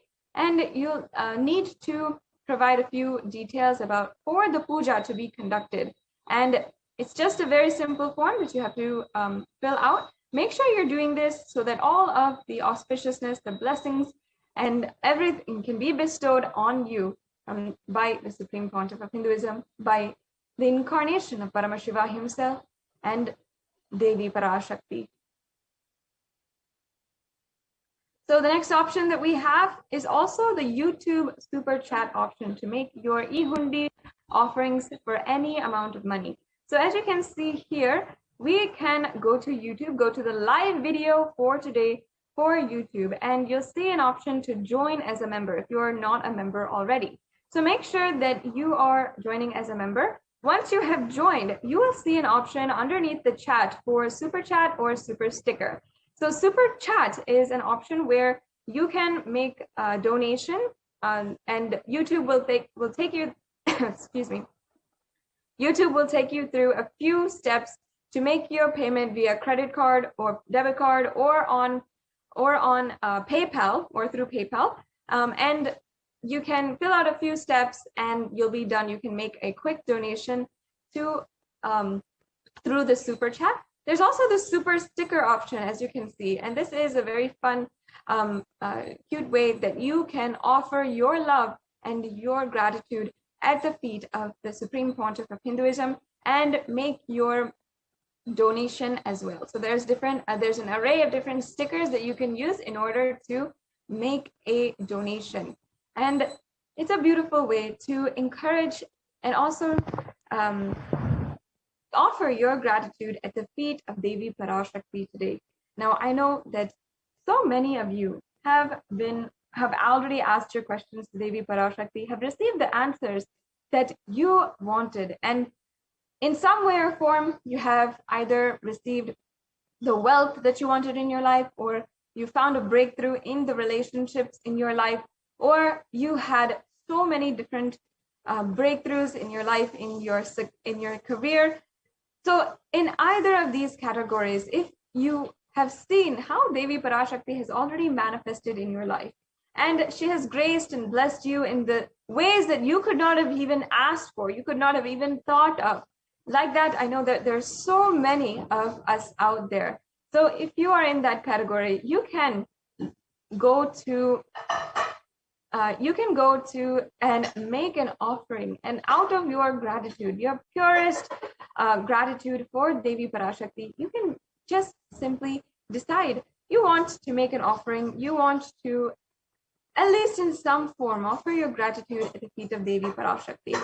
Obviously, all of these things for the Cosmic Mother herself are extremely trivial, and ultimately it comes down to the Leela that Devi Parashakti is playing as she is manifesting through the Supreme Pontiff of Hinduism. And ultimately for our purpose of enlightenment as well. But it is such a beautiful way to extend and to deepen our experience of oneness with the Avatar, our experience of absolute surrender. So I welcome each and every one of you to make an offering today. And see in some way or form how you can make an offering, how today you can start manifesting for the different offerings. Now, as you saw, many of these offerings are in gold, and they are different items of jewelry that we offer at the feet of Devi Parashakti. And each of these items have different sacred significance as we are offering it, whether it is the Mangtika or the Swarna Metti or the Mukta Anguti, such beautiful offerings that we can make at Devi Parashakti's feet, because these are such sacred sentiments that we are carrying for our gods, for the divine cosmic beings. And so many of you out there have that special feeling connection that Devi Parashakti is your Ishta Devata, is the favorite deity. And this is a beautiful way to connect to divine cosmic beings as the Ishta Devata, your favorite deity.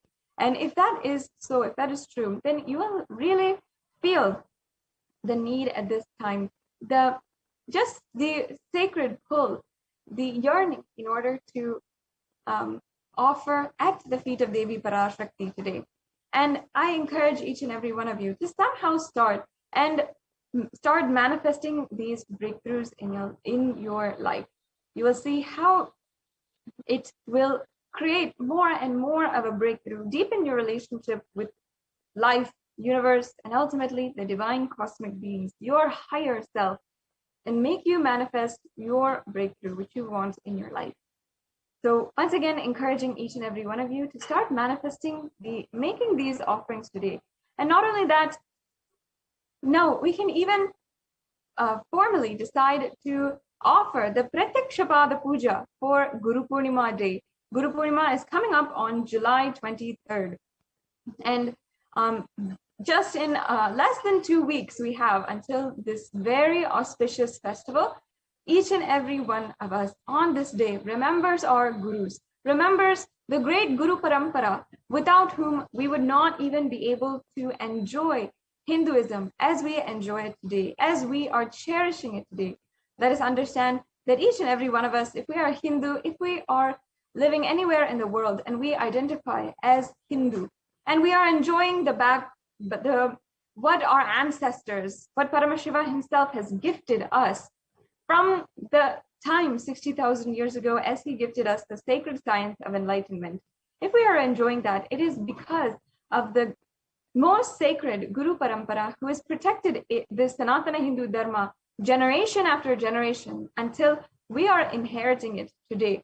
If we if we understand that, if we know that our entire sacred Hindu culture, it being protected today and having even the resemblance of the sacred Hindu tradition, is because of the Guru Parampara, is because of those who had sacrificed everything, the great Tyagarajis, the Gurus who have sacrificed everything in order to give us a breakthrough in our lives and ensure this sacred science of enlightenment, the possibility of more and more incarnations coming down to planet Earth, is preserved. We owe everything to our Guru Parampara, and because of this, each and every one of us should take time and ensure we are offering our gratitude on this day of Guru Purnima. So I invite each and every one of you to offer on July 23rd, the Pratyakshapada Puja. There'll be an array of offerings which will be announced shortly about the offerings that we have, and you will be able to offer whatever you want at the feet of Devi Parashakti. On the day, we'll be celebrating the most celebrative, most festive occasion with the Tulabharam, the Guru Purnima Pratyakshapada Puja, and of course, we'll all be awaiting eagerly the message of the Supreme Pontiff of Hinduism on Guru Purnima Day.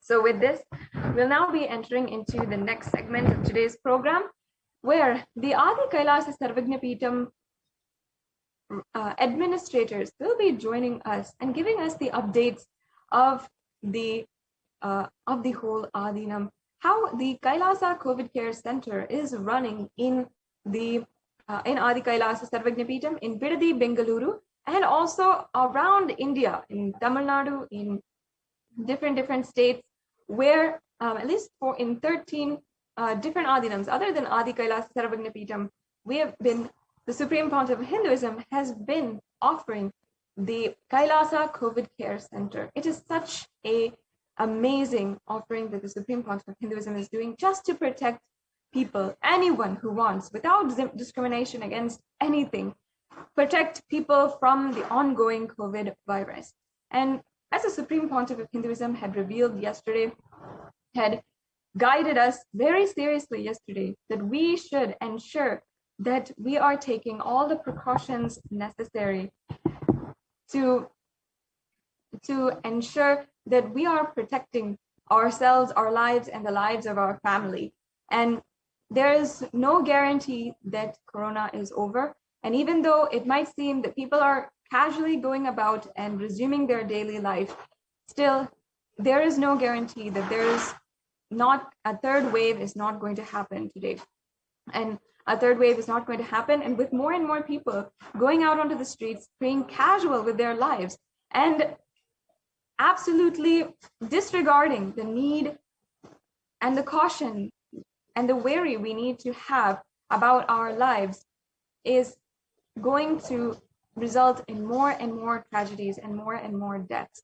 We have to take heed to the guidance of the Supreme Pontiff of Hinduism and ensure that we are protecting our lives. So now, within just a few minutes, we'll be joined by Ma Nitya Achalananda Swami and Ma Nitya Pranapriyananda, the Adi Kailasa Sarvagna Peetham administrators, who will be giving us the update, explaining to us what is going on in Adi Kailasa Sarvagna Peetham.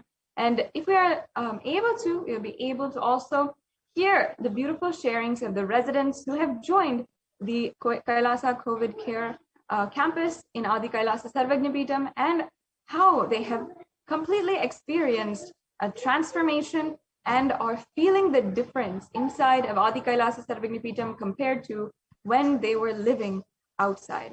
So stay tuned for all of these updates, and we'll be right back with you shortly after a very quick break.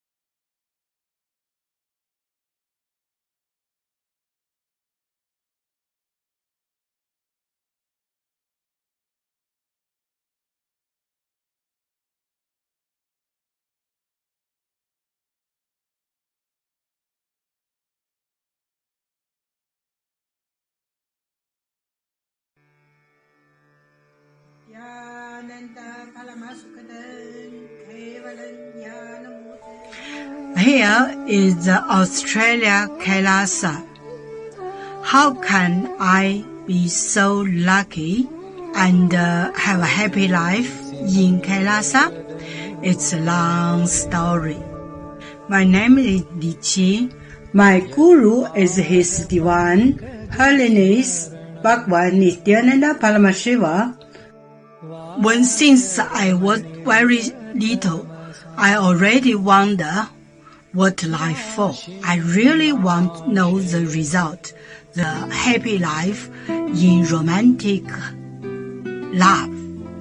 Then the really romantic love take me go lots of places. Too many stories during this time. But I still don't feel I get the result, get the life reason. Then I start study from book, from video, from religion in many different ways. And when I study Buddha, that time I really appreciate Buddha gives so much intelligence to me about life. But I don't think study is enough for me. I want to be Buddha. But I don't know how. Who can let me get there? One day I found the video in YouTube, introduce Swamiji in that video. I suddenly, my eyes open wide. I get it. He must be my guru. I can get there. He can let me get what I want to know. And he can take me home, real home. This kind of feeling, then I start studying from Nithyananda Sangha. One day, Swamiji SATSANG said he need people devote land, home, money to build up Kailasa. Then I discussed with my husband, decide to give the whole farm to Nithyananda. That time, because both of us believe help Swamiji means help whole world. It's a big decision, but we just discussed so short time already. Decide. I really appreciate my husband love me so much and believe me, trust Swamiji so much. Soon here will be big temple, Gurukul, Goshena, and library. Introduce this my story to you, just me. Don't give up any chance to be founding father of Kailasa. It's the best thing you can do in your life.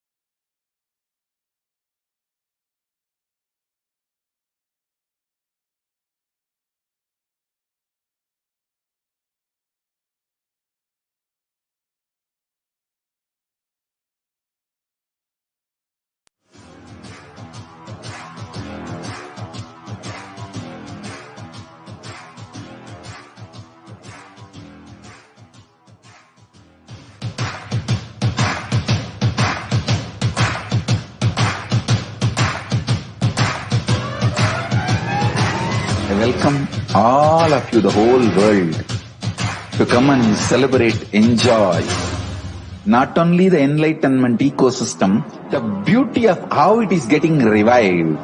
Be an insider for this great revival process. If you are an insider even for a startup company, you will understand not only the result of the company, even that being an insider is such a joy.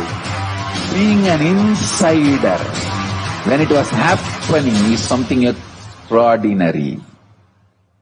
So, I welcome all of you to come and be part of an insider of this revival of Kailasa, the enlightenment ecosystem, sovereign order of Kailasa, Kailasa nation itself. I request and welcome, invite all of you to become e-Kailasian. Get your free e-passport and make billions receive this free e-passport.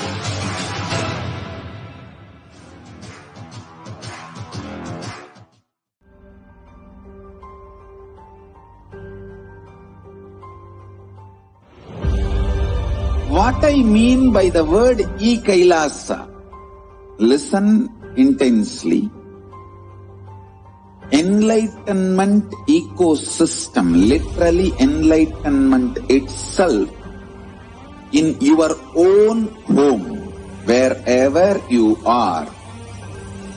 If you cannot come to Kailasa, it's okay. Kailasa can come to you. Kailasa coming to you is e-Kailasa.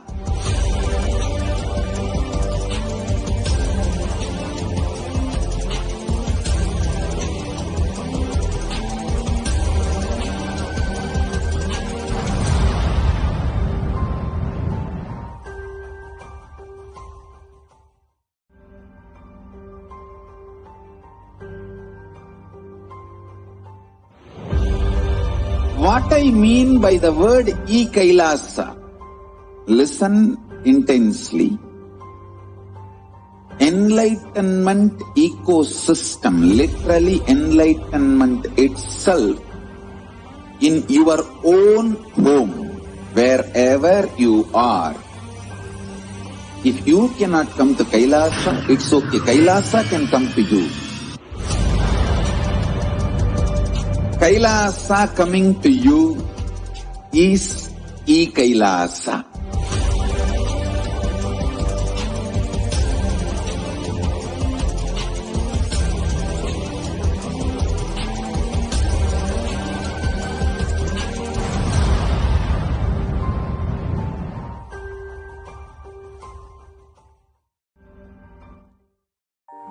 One or two times have Ganapati Darshan, Venkateshwara Bhava Samadhi Darshan, Devi Bhava Samadhi Darshan. E-Kailasa. By third time, fourth time, you will see every prayer you are asking those beings, Ganapati or Venkateshwara or Subramanya or Parashakti. Simply those prayers become reality, and the relationship between you and that cosmic beings built.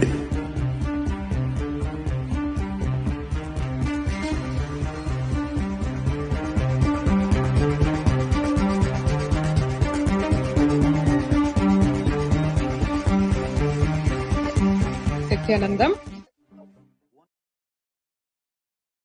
and welcome to the next segment that we have over here on the Adi Kailasa ship.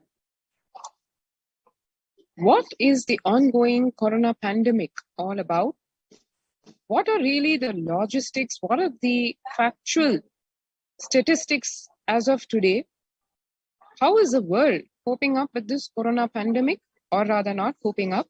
Only if one is aware of all these things can one understand the reality of the situation and where the world is heading, what are the challenges, and what we really need to be taken care of. Why Devi Parashakti is revealing what she is, and why the Supreme Pontiff of Hinduism, Bhagwan Nithyananda Paramashivam, is insisting on multi-layer quarantine and to take care, ensure that we are all alive till the end of this year.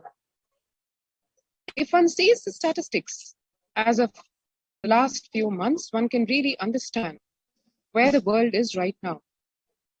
Younger adults are more likely to report symptoms of anxiety and or depressive disorder during the COVID-19 pandemic.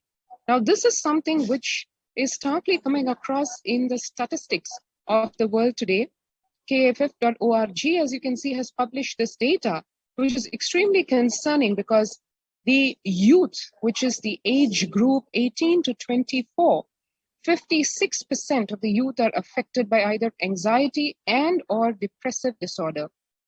Similarly, the age group 25 to 49, almost 50%, half of the youth are affected by anxiety or depression. And the second age group, or rather the post-50 age group, one can see 50 to 64 years. It's almost 40% of the population that is affected, and post-65, almost 30% of people are affected by stress, anxiety, and or depressive disorder. So one can see the whole world is affected not just by the corona pandemic, which has straddled all possible boundaries of nations, but the whole world is also reeling under the mental impact of this non-stop pandemic.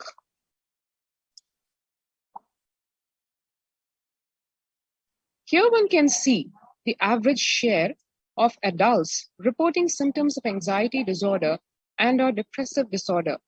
One can see the comparison between 2 years back, the data, which is in the period of January to June 2019, the first half of 2019, which is the pre-corona period, versus January of 2021, which is 2 years later and during the COVID-19 pandemic.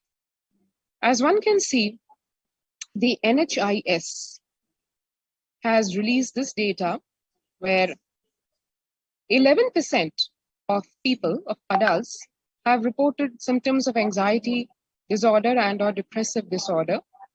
And that number 2 years later during the corona pandemic has grown to 41%. So one can see a jump of almost more than 4 times the people impacted by the corona pandemic in terms of their mental health.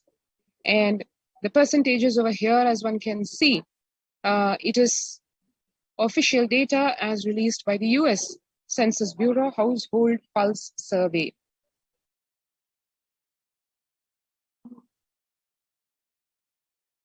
And the graph similarly about the share of adults in various age groups, as we saw. And when a survey was conducted, and it was published in the hrexecutive.com website, where employees were surveyed as to how they felt more than half the time at work. Now, one would naturally expect at the workplace various positive feelings, driving factors like ambition, success, career, and camaraderie, working in a cooperative ambience. All these things is what in a normal course of things one would imagine, or one is used to seeing at the workplace, where we talk about work-life balance and healthy workplace and all those good things. But today, when this survey was conducted in today's world, what the employees say they feel more than half the time at work is a very concerning statistics also, where 34% of the people feel they are tired, 34% feel they are stressed out, 27% feel burnt out, 22% say that more than 50% of the time, more than half of the time at the workplace, they feel discouraged, and 19% are distracted, 17% are depressed, more than half of the time. So one can see these are not some of the usual parameters that would be measured in the workplace under normal circumstances. But here we are, where in the corona pandemic time, the central thing which is ruling the minds of the people practically is extreme concern, stress, anxiety about their future in terms of their health, their physical health, their mental health, the health of their family, future, the security of their family, economic security, and a whole battery of other factors which have now come to rule the psyche of people at large. Here one can see another glaring sign of where the world is today in none other than the United States of America itself. The whole corona pandemic has been declared to be a national mental health crisis.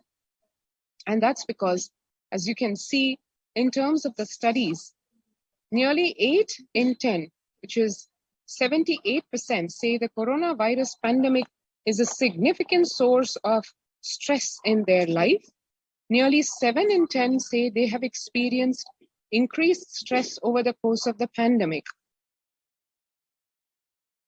And when one sees what the essential workers are going through, the frontline defense, the healthcare workers are going through, 1 in 4 essential workers, which is 25% of the healthcare workers, are diagnosed with mental health disorder themselves since the start of the pandemic. Needless to say, it is these very essential workers who have taken on the mantle of serving people, serving the society, serving humanity to overcome the physical disease of corona, as well as the accompanying mental stresses, and to give people the courage that we will be out of this pralaya. But here we are where the essential workers themselves are now 25% of them, as per the statistics, show that they themselves are impacted by the mental health disorder, especially since the start of the pandemic. And here one can see where COVID-19 could exacerbate doctors' existing mental health burden. More than 60,000 US healthcare workers have contracted COVID-19, 300 have died, an estimated 300 to 400 physicians die by suicide every year. This is what we have in comparison. And of the health workers who treated patients during this COVID-19 outbreak, 50%, half of them showed signs of depression, 45% showed signs of anxiety, according to just preliminary research. So one can see here, the pandemic is not something that is affecting only a segment of the population, which one could attribute to being vulnerable mentally or having low immunity, etc. But here we have where across all segments, across various age groups, 30% to almost 80% of people are impacted in various ways, physical, mental, psychological, in every which way by the ongoing pandemic. And here one can see the self-reported mental health among pregnant women and new mothers. As we can see, before the COVID-19 pandemic, the levels of depression in pregnant women and new mothers was about 15%, and the levels of anxiety were about 29%.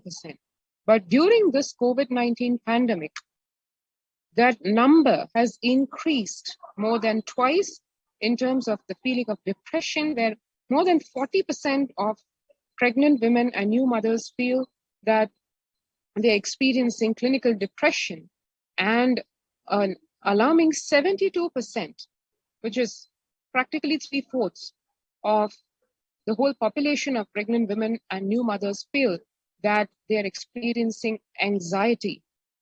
So one can see the statistics show, the figures show the impact the world is going through in terms of health, physical, mental, across age groups, and across various sections of society. In US, cases of depression have tripled, become 3 times during this COVID-19 pandemic. And the American Psychological Association has released this data where it says a large study finds a dramatic increase in the number of adults in the United States reporting symptoms of depression during the COVID-19 pandemic, the number of adults experiencing depression in the US has tripled, according to a major study. Researchers estimate that more than 1 in 4 US adults now report experiencing symptoms of depression. Before the pandemic, 85% of US adults reported being depressed, and that number has risen to 27.8% as the country struggles with COVID-19. Here we can see burnt out. The Spring Health Statistics Survey indicate that 76% of US employees are currently experiencing worker burnout. 57% say worries about COVID-19 have been a contributing factor. And in comparison, what would otherwise have occupied center stage in terms of worries as a whole, as a community, as a nation, 33% only say worries about political issues have contributed to their burnout. So one can see the contrast here. 33% versus 57%. It's almost double the number of people, the number of cases where worries about the COVID-19 alone is occupying people's minds. And the COVID-19's impact on the mental health includes 78% of the global workforce says the pandemic has negatively affected their mental health, which is almost like 80% of the population. 85% say their mental health issues are causing sleep deprivation, poor physical health, reduced happiness at home, strained family relationships, or isolation from friends. One really needs to understand the multi-layer impact of what this survey shows. Imagine 85%, which is practically the entire population, feeling that they are suffering from lack of sleep caused by this anxiety because of this corona pandemic, and then that resulting in poor physical health, reduced happiness at home, and strained family relationships, which needless to say is compounding the problem of anxiety, depression, stress, both at home and at work, and that resulting into various problems where you'll be able to survive like this. And then it comes to unpredictable responses, changes in behaviors, personalities, and isolation from society, from family and friends, which only goes to exacerbate the problem. Because what is required in today's world to face the corona pandemic is not isolation mentally from friends, but it should be a physical social distancing. That is what is expected. 68% of people would prefer to talk to a robo over their manager about stress and anxiety at work. Imagine a situation where at the workplace, the people whom you closely associate with, who you work with, who are your work family, they, even in those cases, people are feeling they would rather not talk to that family, to their immediate boss. 76% of workers believe their company should be doing a lot more to protect the mental health of the workforce. So one can see here, people are at their wits' end. They're not able to handle physically, mentally. They're looking for help and succor. They're looking for guidance and support and solutions. And nobody is able to provide, as one can see. They're not able to get it from their family, from friends, from work, from their boss. It is literally like they feel that they have been left in the lurch to deal with this pandemic and nobody knows the solution. So everybody literally wanting to hold on to something so that they can tide over this corona pandemic, which doesn't seem to have any signs of leaving, but it is only getting more intensified as Devi Parashakti revealed and as the Supreme Pontiff of Hinduism, BHAVA Nithyananda Paramashivam, repeated even in the last SATSANG, that do not get fooled that the COVID-19 pandemic is over. In fact, the third wave is yet to come and it is going to be the burst. And there you can see already the young workers are the ones who are hit the hardest. Group 22 to 25, 89%. Ages 26 to 37, 83%. ages 38 to 54, 73%, and ages 55 to 74, 62%.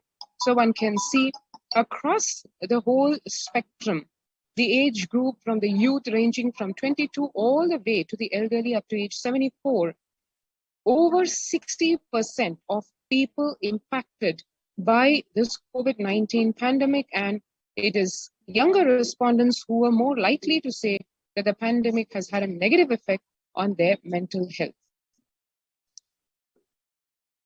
And that was a glimpse of what the world is facing in terms of health in all aspects, in all levels, physical, mental, psychological, and a whole slew of derivative effects and issues and problems that humanity is facing today because of the COVID-19 pandemic. And in the face of this, what is Kailasa doing? What has it been? What has its track record been? And how the Supreme Pontiff of Hinduism, BHAVA Nithyananda Paramashivam, is the only being, and Kailasa the only possibility for getting over this COVID-19 pandemic and coming out of it with nothing less than a superconscious breakthrough. How? Let us watch in the next segment while we take a short break.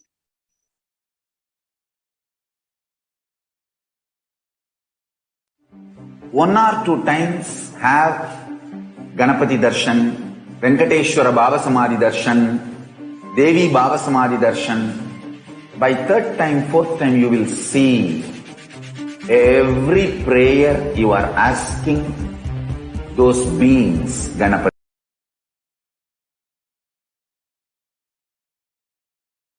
Those prayers become reality. And the relationship between you and that cosmic beings built.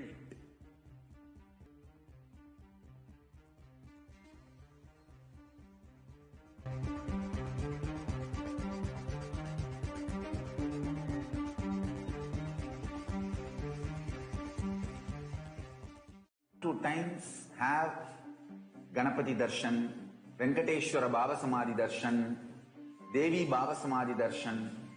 By third time, fourth time, you will see every prayer you are asking those beings, Ganapati or Venkateshwara or Subramanya or Parashakti. Simply those prayers become reality, and the relationship between you and that cosmic beings built.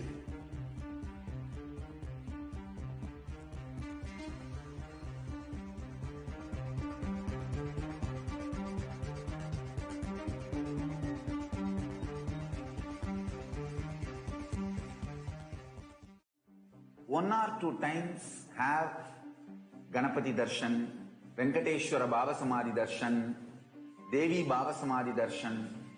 By third time, fourth time, you will see every prayer you are asking those. There are some great spiritual sciences unique to Hinduism.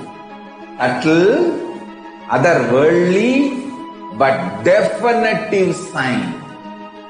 Manifesting the cosmic beings in Archavatara, deities in Nijavatara, living incarnations is possible. Understand?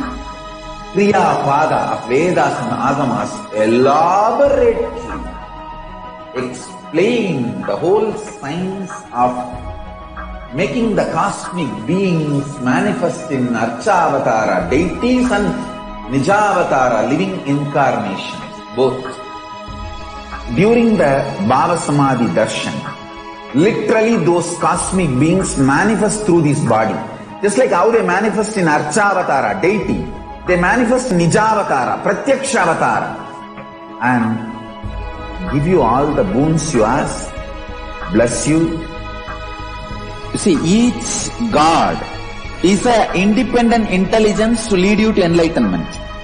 Each God is a bridge for you to achieve the Shivatva, the ultimate Shiva consciousness. Krishna is the bridge for you to achieve the Krishna consciousness. But Shiva consciousness, Krishna consciousness, all consciousness is one and the same. Ultimate consciousness only. So that energy itself completely expresses Just like Radhika, when I see my own sweetness in the mirror, I become eager to taste it. The only way to relish this sweetness is through the constitution of Sri Radhika. BHAVA Samadhi Darshan is a window to the infinite expanse of consciousness, allowing us to glimpse the formless in a way that we can understand. It cleanses the karmas of lifetimes.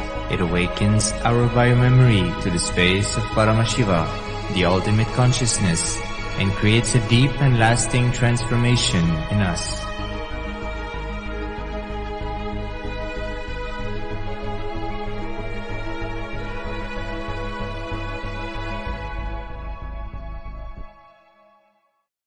There are some great spiritual sciences unique to Hinduism. Subtle, otherworldly, but definitive sign. Manifesting.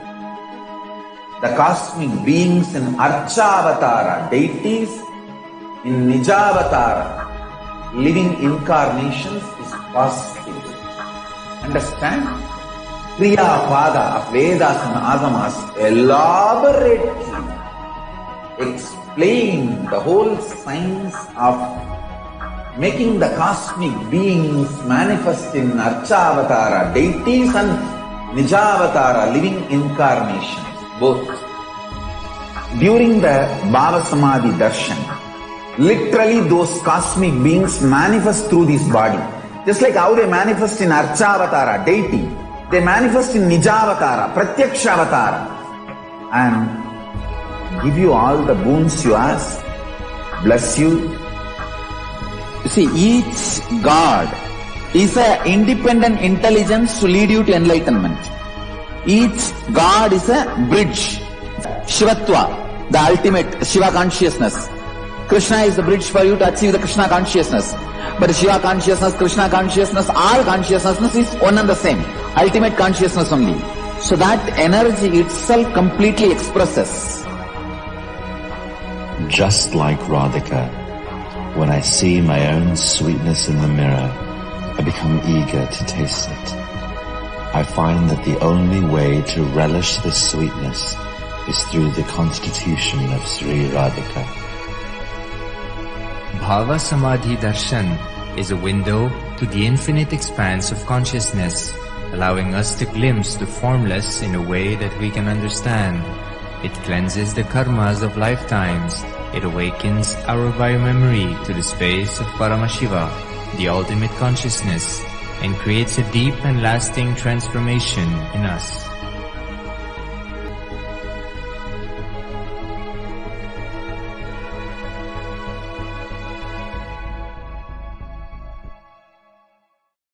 There are some great spiritual sciences unique to Hinduism. Subtle, otherworldly, but definitive sign. Manifesting. The cosmic beings in Archavatara, deities in Nijavatara, living incarnations is possible. Understand?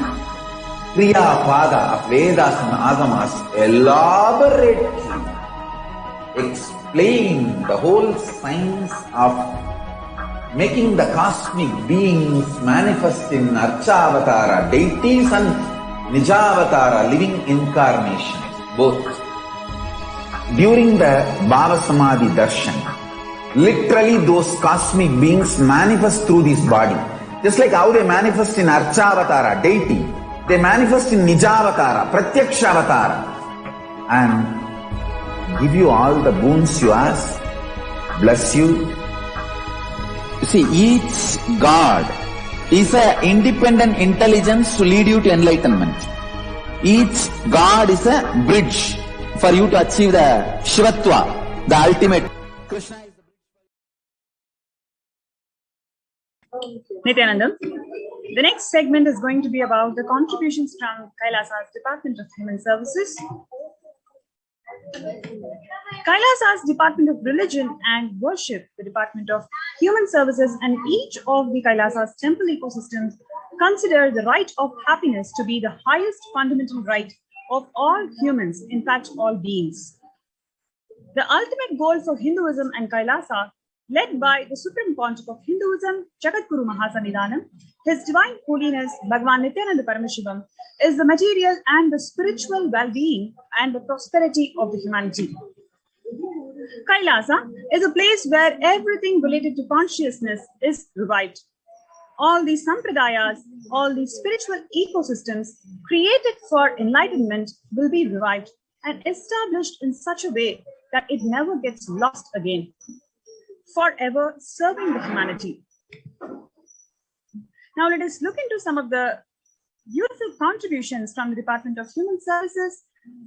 What you're seeing today, what you're seeing now is a picture from 21st of October 2006, following a meditation under the sacred banyan tree, Kalpa Vriksha, in Adi Kailasa Nithyananda Sarvanyapeetham, where the peacekeepers of Kailasa, along with the church of the Nithyananda Gurukul, celebrates the auspicious occasion of Deepavali. Next, what you're seeing is on 22nd of December 2018, where the peacekeepers of Kailasa and the participants of the Paramashivoham meditation workshop take part in the celebrations of a traditional flag hoisting ceremony. And this is on 14th of December 2006, where the Supreme Pontiff of Hinduism conducting a Nithyananda Spurana Convention program, which is a meditation workshop. And this is on 17th of December 2006, where the Supreme Pontiff of Hinduism conducting the Nithyananda Spurana Convention program at St. Peter's Engineering College. This is on 26th of May 2006, the peacekeepers of Kailasa and the Supreme Pontiff of Hinduism embarked on the Himalayan Yatra, the traditional sacred pilgrimage to the Himalayan mountains and up the river Ganga. This is on 2011, the temple ecosystem of Tiruvannamalai serves as the driving factor in maintaining the lifestyle of health, wealth, and well-being of the Renaissance of Tiruvannamalai, one of the remaining living temple ecosystems.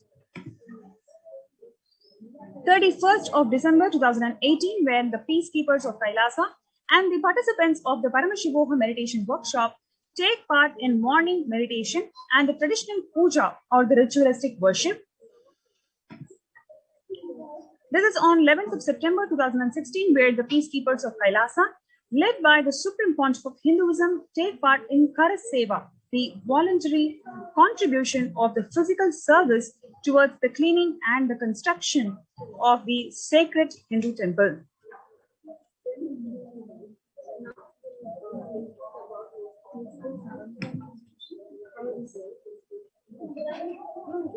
And what we are watching here is all the Kailasa ecosystems.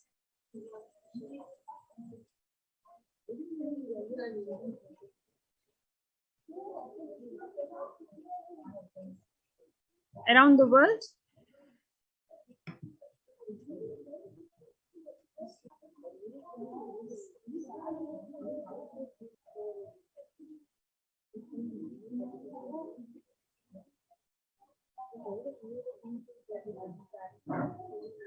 It's on 1994, the Kailasa in Tiruvannamalai, which is traditionally passed on to the hands of the Supreme Pontiff of Hinduism, Jagadguru Mahasannidhanam, His Divine Holiness Swamiji.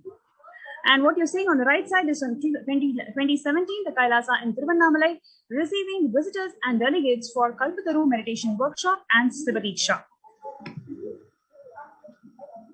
Now, what you're seeing is on 11th of March 2017, the Kailasa in Tiruvannamalai, thousands arrive to celebrate the enlightenment ecosystem and to traditionally meet the Supreme Pontiff of Hinduism, Jagadguru Mahasannidhanam, His Divine Holiness Bhagavan Nithyananda Paramashivam.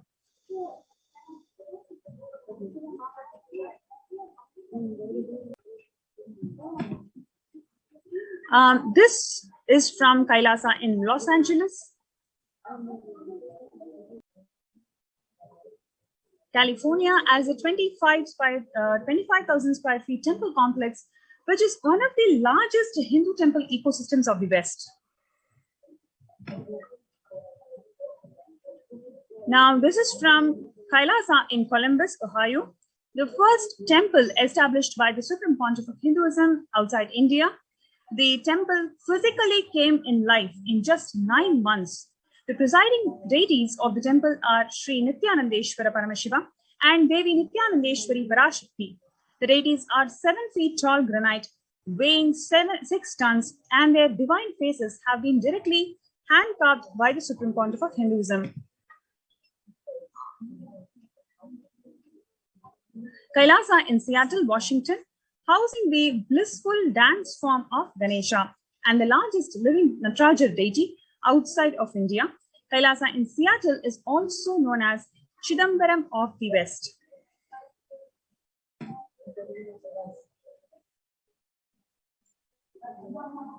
What you're seeing now is Kailasa in San Jose, California, inaugurated in 2009. Kailasa in San Jose radiates the energy of the Madurai Meenakshi temple. The chief presiding deities of the temple are Devi Meenakshi, Shivalinga, Lord Nithyanandeshwara, Devi Nithyanandeshwari, which have been created, installed, and energized by the Supreme Pontiff of Hinduism himself.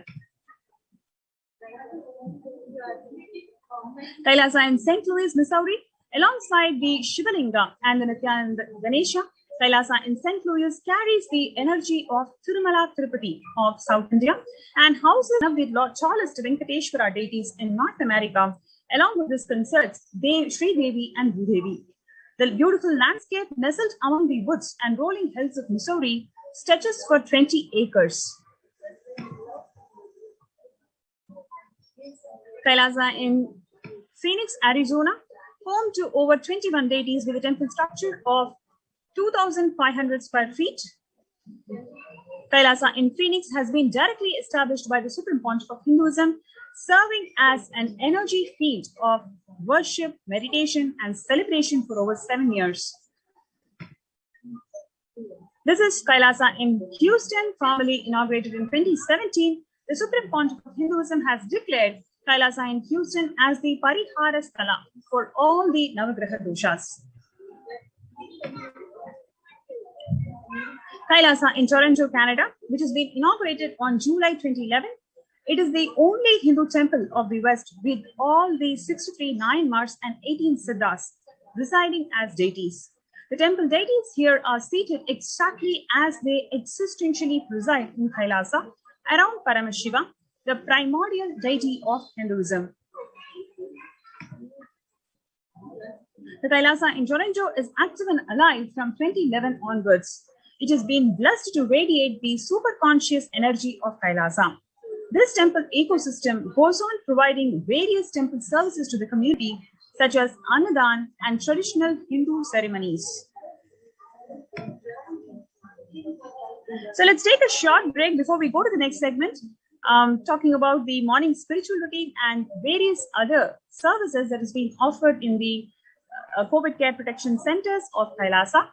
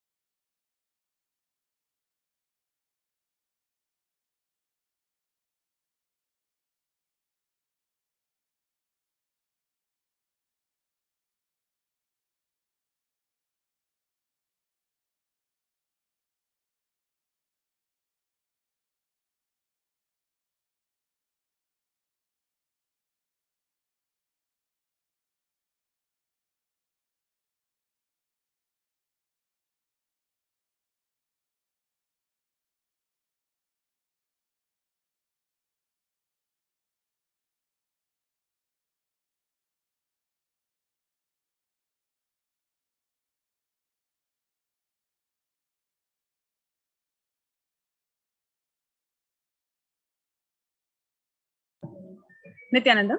The next segment is going to be about the revelations to the world by Devi Parashakti. On 12th of May 2021, the Supreme Pontiff of Hinduism, Jagadguru Mahasanidhanam, His Divine Holiness Bhagwan Nithyananda Paramashivam, manifested as the Devi Parashakti, the cosmic feminine divine consciousness, revealed that I came as the Nijavatara. I am blessing you, listen. People, listen. To do good to all of you, I have taken the form of Nithyananda and came down as the Nijavatara. People of India, listen. Carefully listen.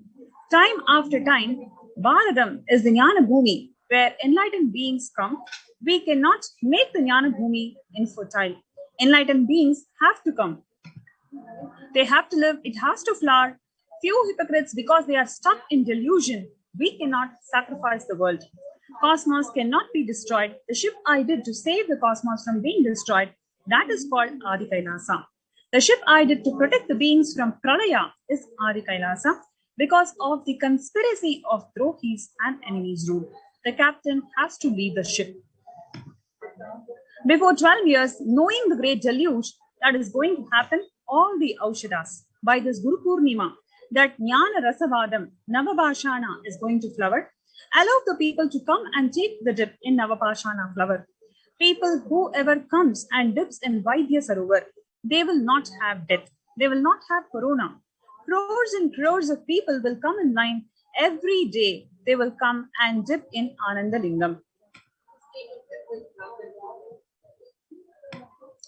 Listen well to my words. For India, I made the ship as protection.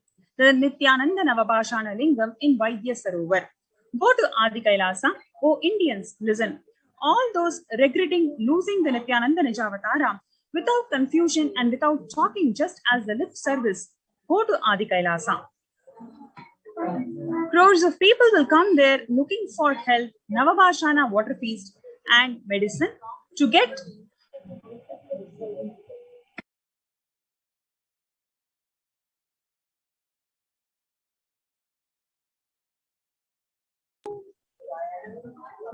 Navabhashana water feast and medicine to get the help and protection and enlightenment.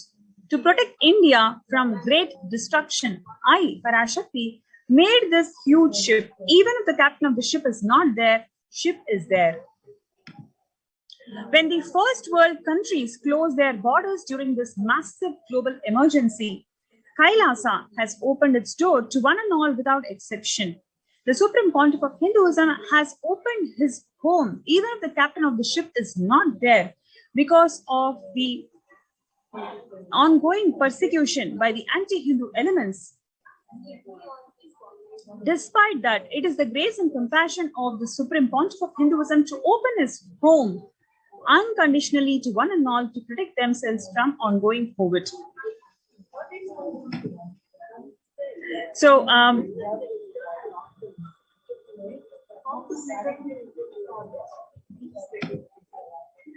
Devi Parashakti has revealed about the Kshetra, the importance, the significance of the Punya Kshetra, the Adi Kailasa Nithyananda Sarvangi Pitam, where the Navabhashana Lingam is prepared, foreseen by the Supreme Pontiff of Hinduism 12 years before. And this Navabhashana Lingam, 21 feet Nithyananda Navabhashana Lingam, is going to heal the people affected by COVID. So now let's see a short segment on the making of this Adi Kailasa Nithyananda Sarvangi Pitam, how the Supreme Pontiff of Hinduism made it one by one step at a time, brick by brick, the hard work involved in making of this Sarvangi Pitam.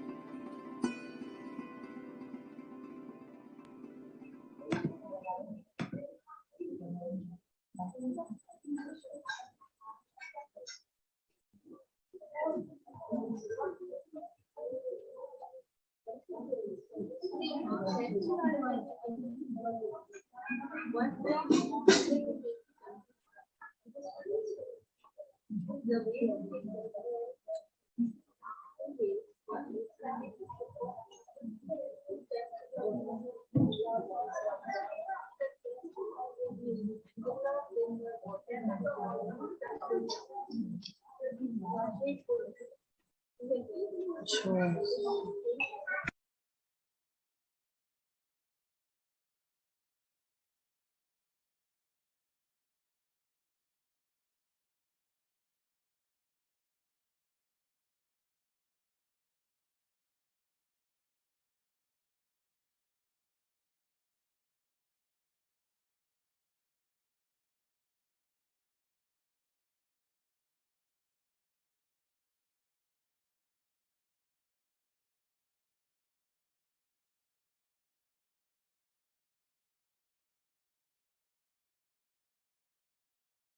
Aya from Kanchipuram, who's one of the COVID Care Protection Center participants from the COVID Care Protection Center in Adi Kailasa.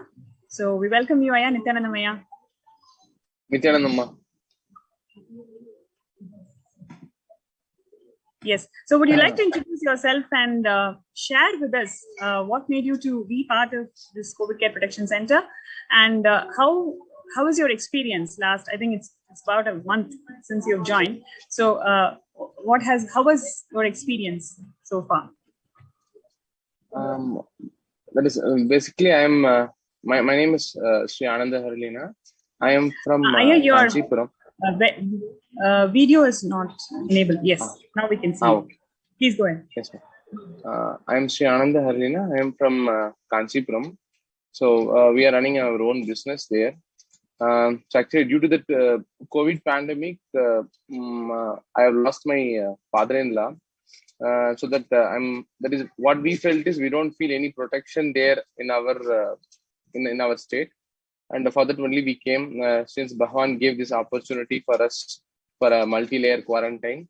So that we thought of saving our life, we came here. But initially it was very good. Actually, the systems, that is the basic system of protection for COVID care was very awesome. That is the initial pre-quarantine. They have kept us in a quarantine thing. Then after the quarantine finished, they have moved us to a separate thing. That we came as a family. Now we are living as a family. Now we are very much happy here. The main thing what I want to say is, apart from protecting our life for the sake of protection, more than that, what words I say, we are in a place of a spiritual incubator. That is, we feel much more. That is, whatever process, whatever spiritual practice which we do in our own place, in our home, the effect which we get compared with that one, it is multiple times. It is higher here.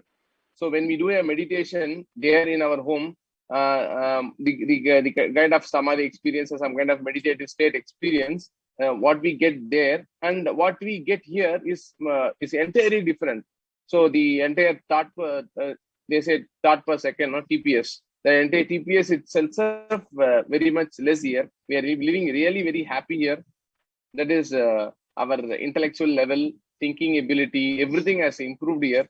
So we are living very happily. What else to say? We have good sattvic food, good nice environment. But what we don't get in our own place, that is only with nature, amalgamating with nature. We really enjoy this, man. I really thank Swamiji for giving us a good opportunity. Great, Aya. That's nice to hear your initial experience in the COVID Care Protection Center in Adi Kailasa Sarvanya Peetham.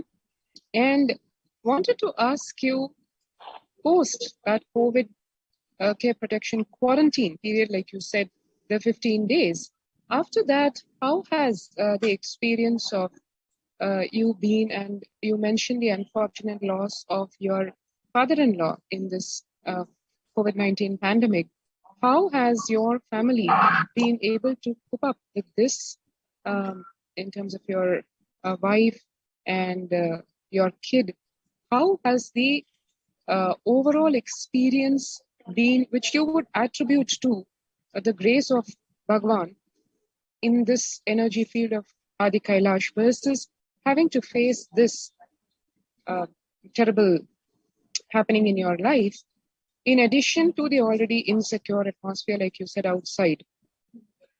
If you had to continue outside, how would you contrast? I would, to put it in simple words, so that our viewers can understand your perspective on what are all the things that Swamiji is gracing us with in terms of the COVID care protection center. It's not just the physical security, as you said. It's a lot deeper than that, and a much deeper spiritual level also.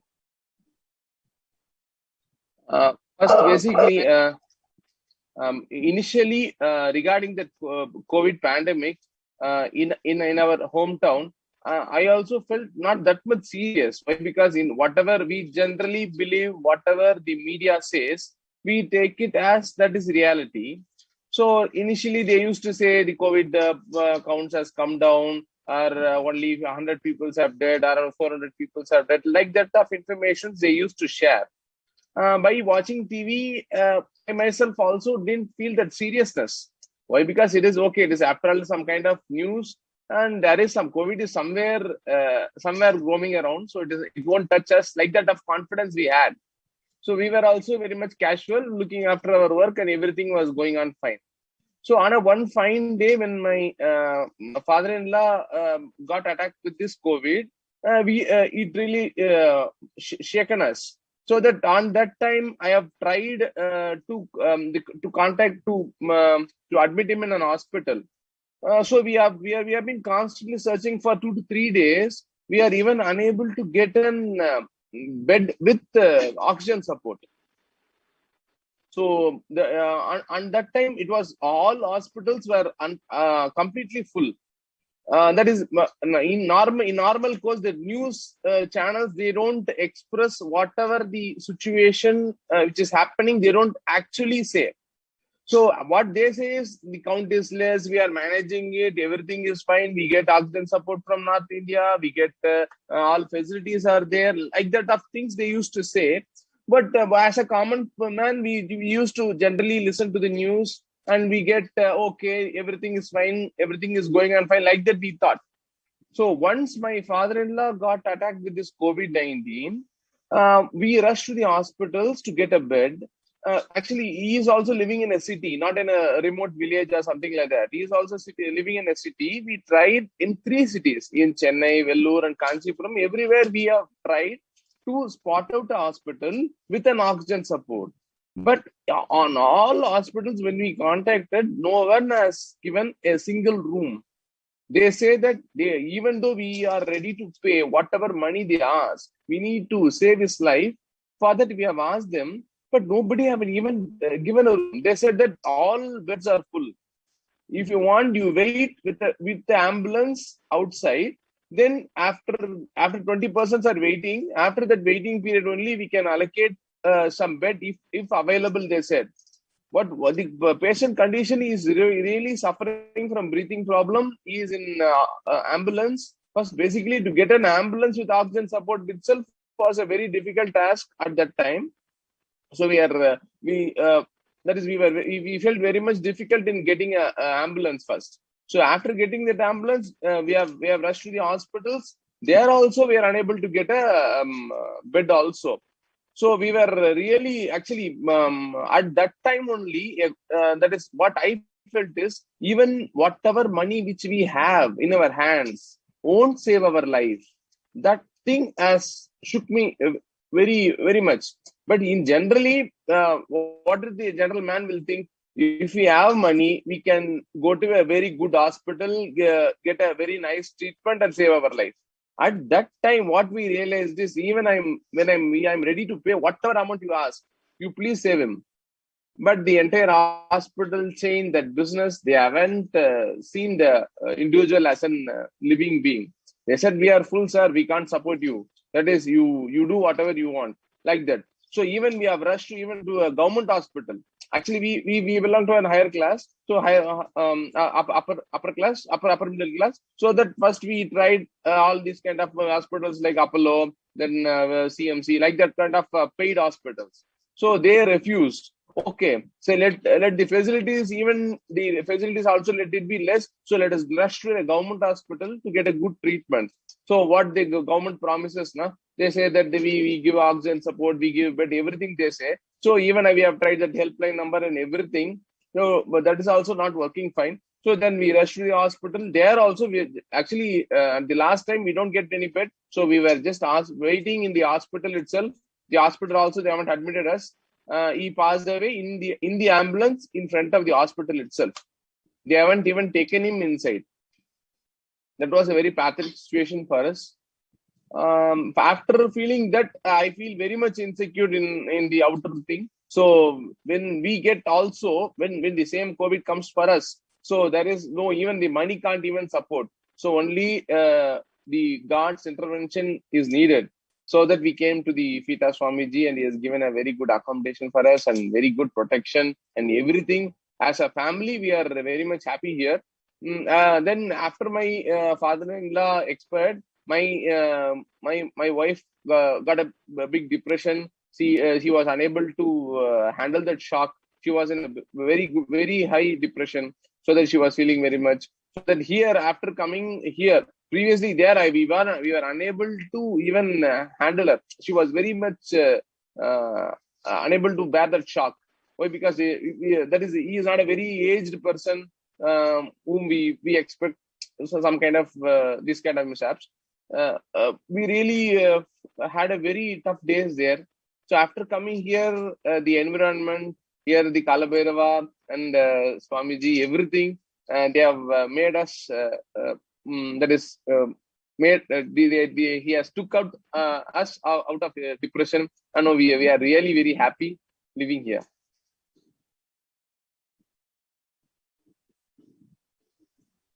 Wonderful, I think that explains many things what you shared, especially like coming from an upper middle class family and facing such a challenge. Like exactly like you said, I'm sure most people out there are thinking, I have the money needed, and if at all I have to face the eventuality of me contracting COVID or my family members contracting COVID, I can get, with money, I can get at least a good medical care. And it is, it's really, I'm sure how it landed as a shock for you that you're not able to provide, and you're looking to a government hospital, which otherwise in India, most people would look down to in terms of the medical services that they provide and the care that they provide. So this is really what is the hard reality out there. And as Bhagwan, as the Supreme Pontiff of Hinduism, Bhagwan Nithyananda Paramashivam has kept on repeating for almost a year and a half now, reminding us that it is not as we imagine, it is not something that is frivolous, it is not something which can be handled either with frustration and giving up on life and saying, okay, I don't care, I'm going to go out. And like Bhagwan told in the satsang, the last satsang, going out for a whiff of fresh air, and the breath itself goes away along with that.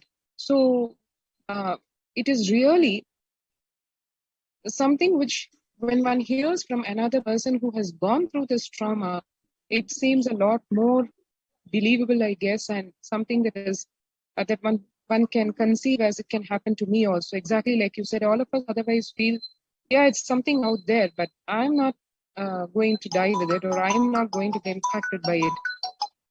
So that, and then, like you said, the spiritual support provided by the enlightenment spiritual ecosystem in Adi Kailasa Sarvajna Peetham, where your wife was able to come out of the trauma because of the whole energy field existing over here, and I think also the power of the sheer community living, because where else can you have not only a joint family, but an ideological family where all of us are connected to Bhagwan and his love, compassion, and grace encompassing all of us, protecting us and taking us to the next level. I'm sure no other community can boast of thinking of a superconscious breakthrough in the time of such a pralaya, where all people can think of is either how to protect my life or how do I get rid of this anxiety or this depression. It seems to be never ending because this pandemic seems to be never ending. So very insightful sharing for all our viewers, I would say, because it teaches a lot in terms of what life is about, what life is having as possibilities, what life is having as risks and warnings, which one should listen to, especially when the Guru warns us, and just following the Guru Vak. And as you and your family have done the right thing of following the Guru Vak of just rush to Adi Kailasa and save yourself in the multi-layer quarantine facility. And Ashwasam, I just wanted to also mention, like what I had mentioned, right? Like his wife, Shalini Ma, when she came, she had lots of fear and she was really not able to handle herself. Like even to have one conversation, she used to cry a lot because that shock was so huge. But now it is like totally different personality. Like she is engaging with everybody. She's doing seva. She's joking around. As a third person, for me to see the amount of transformation that she has gone through in such a short amount of time is quite drastic. I just wanted to add that, like what you were saying, it reminded me of the initial days when she was, took so much of time for her to even experience a separation from you in the quarantine time, right? So from that stage to us recently having this conversation of your son being part of Gurukul and all that, the transformation was so huge, like whatever I saw from Shalini Ma, your wife. So I just wanted to add that also. And would you like to share how is your son enjoying the place and what are the changes that you're seeing in him? That is in our city, we don't generally leave my son outside the house. We generally used to, our basic habit is not to keep our kid roaming around the streets, because since it is a city, it is not possible for us to let him out to roam around in the streets or something like that, to go here and there. So always he will be pampered with us, and we will take him out and we will bring him in, like that kind of lifestyle only we were having. But here it is since we feel it is 100% secured, we have left him out. He is simply roaming around. He is just casually walking, running here and there, playing with the kids and everything. It's entirely a different lifestyle and different ecosystem itself. So that both the kids are enjoying a lot, enjoying very much with the nature. We basically there we used to live in a concrete village. In city, what I feel is we used to live in a concrete village. Only buildings only will be there. So no fresh air. Everything should be with a fan, with an electric support only. Entire environment. But here it is 100% nature oriented. Even the breeze, even the grasses, even the all the environment. That is my kids learned more things here regarding environment. How do a caterpillar look like? How do a butterfly will be there? They used to see it in TV. How do a butterfly look like? But they need to physically see now. So that itself, it was a very nice experience, and they also had a very nice time. They are also enjoying. Now they refuse to come to bed to sleep or something like that, to take a small nap also. They want to play 100%. So we really enjoying this. That is, we feel that we are literally within nature. That is, there is no any, that is something that is now only we are feeling that as an proper human being, live within nature. We are really very happy, ma. Wonderful. And he's also attending the online Gurukul classes, right? Like, the e-Gurukul classes. Yes. What are the changes that you're seeing in him after attending these classes? That is here when I see that that the ecosystem itself, there is some difference. I am unable to exactly figure it out why it is there. but I'm able to literally see there is a huge difference in the intellectual thinking level of the kids itself.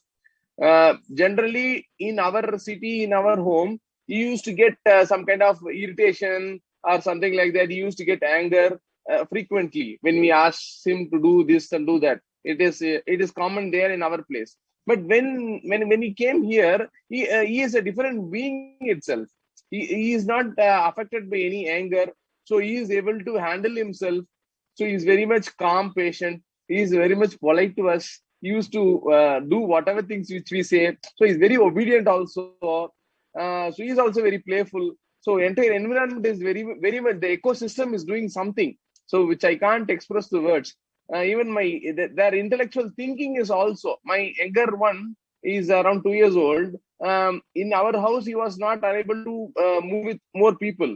But here, he is very much free to move with more people. He is able to talk. His talking ability has improved. He is literally, that is, we can say, previously when he was two years old, but when he comes to here, we can get this, his intellectual developed around 5 years plus. So he is behaving like a 7-year-old boy. He is that much matured. That maturity is very much good. So we really enjoy that thing.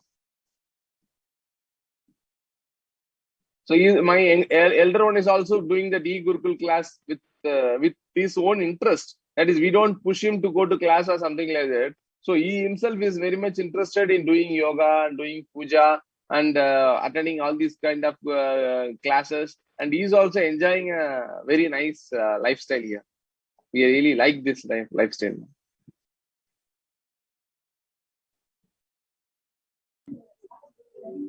Fantastic, Aya. That was a wonderful sharing.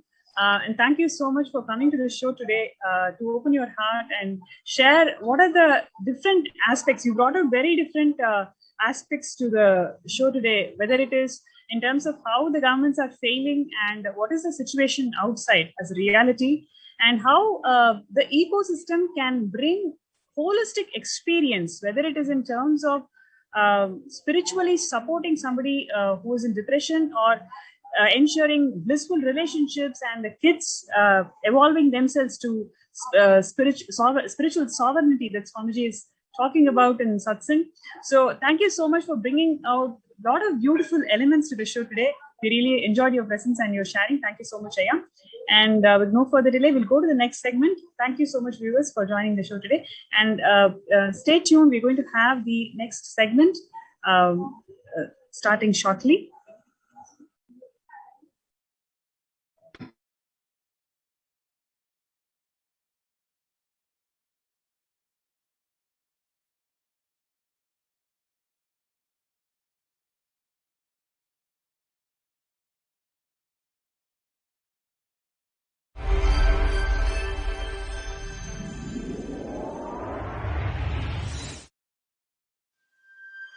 Kailasa is enlightenment ecosystem, literally enlightenment itself in your own home, wherever you are. Proper customized spiritual service helping you to complete with your life negativity, withdrawal from life, self-hatred, self-denial, self-doubt, so much of tiredness, laziness. We can support you, aligning your diet, your attitude, your aptitude, your understanding about life. We can help you with everything.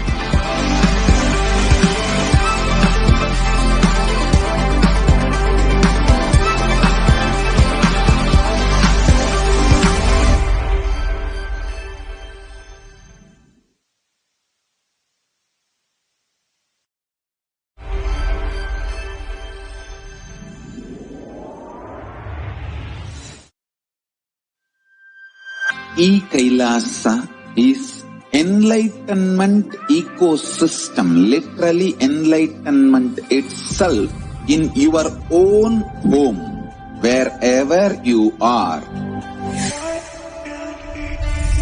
Proper customized spiritual service helping you to complete with your life negativity, withdrawal from life, self-hatred, self-denial, self-doubt, so much of tiredness, laziness.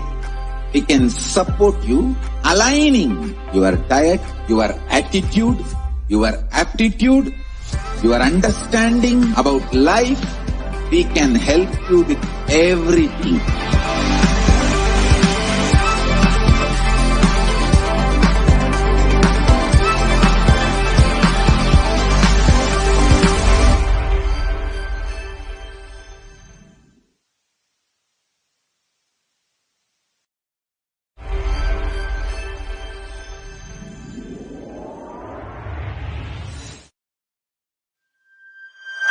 Kailasa is enlightenment ecosystem, literally enlightenment.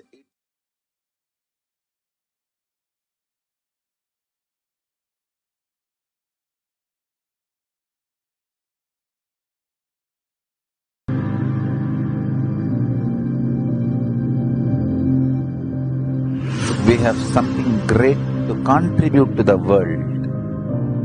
Let us do that.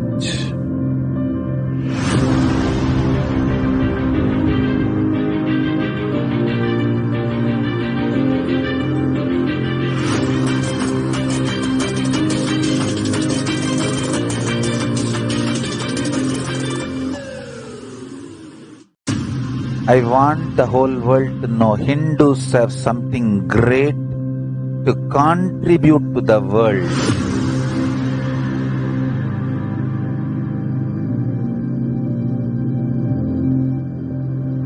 We have something great to contribute to the world.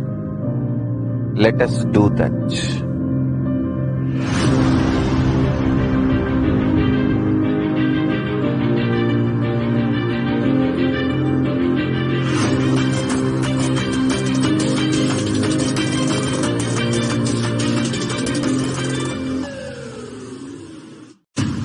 I want the whole world to know Hindus have something great to contribute to the world.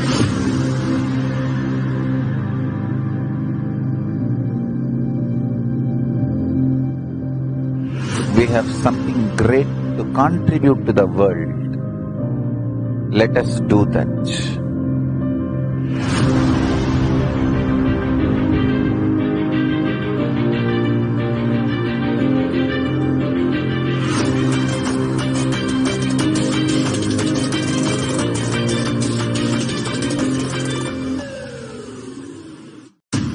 I want the whole world to know Hindus have something great to contribute to the world.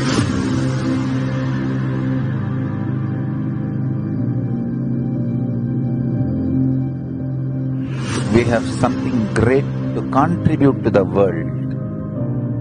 Let us do that.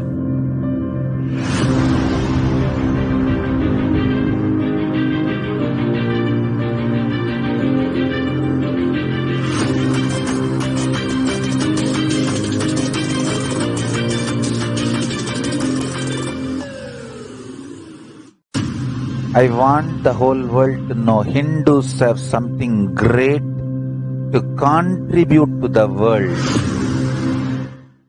I tell you, each Bhava Samadhi Darshan is a spiritual treat. Enjoy. Spiritual feast. Enjoy. Don't miss it.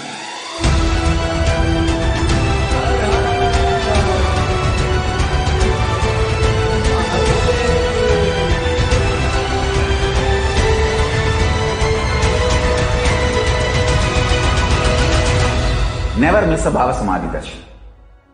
Enjoy Paramashivoham, which is introducing and making you cognize the cosmic principles and cosmic beings.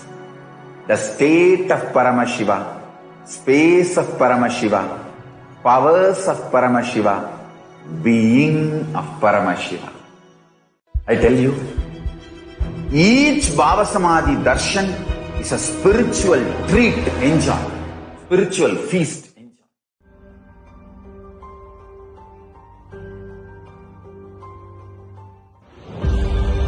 What I mean by the word Kailasa, listen intensely. Enlightenment ecosystem, literally enlightenment itself, in your own home, wherever you are. If you cannot come to Kailasa, it's okay. Kailasa can come to you.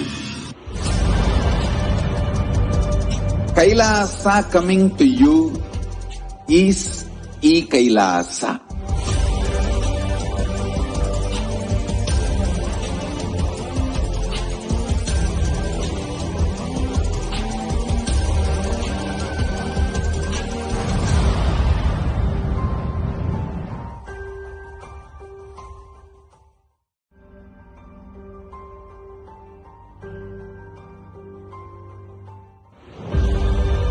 What I mean by the word e-Kailasa, listen intensely. Enlightenment ecosystem, literally enlightenment itself, in your own home, wherever you are. If you cannot come to Kailasa, it's okay. Kailasa can come to you. Kailasa coming to you is e-Kailasa.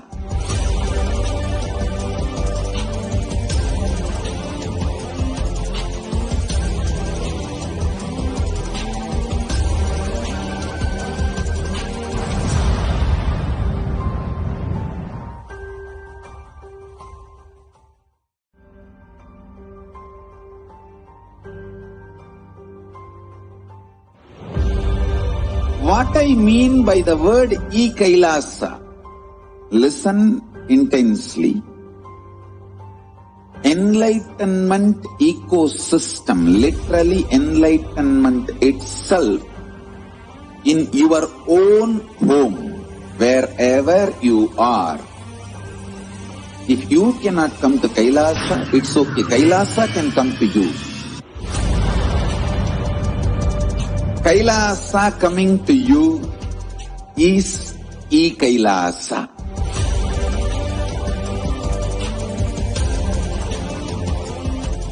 I am as old as sun, as new as sunrise.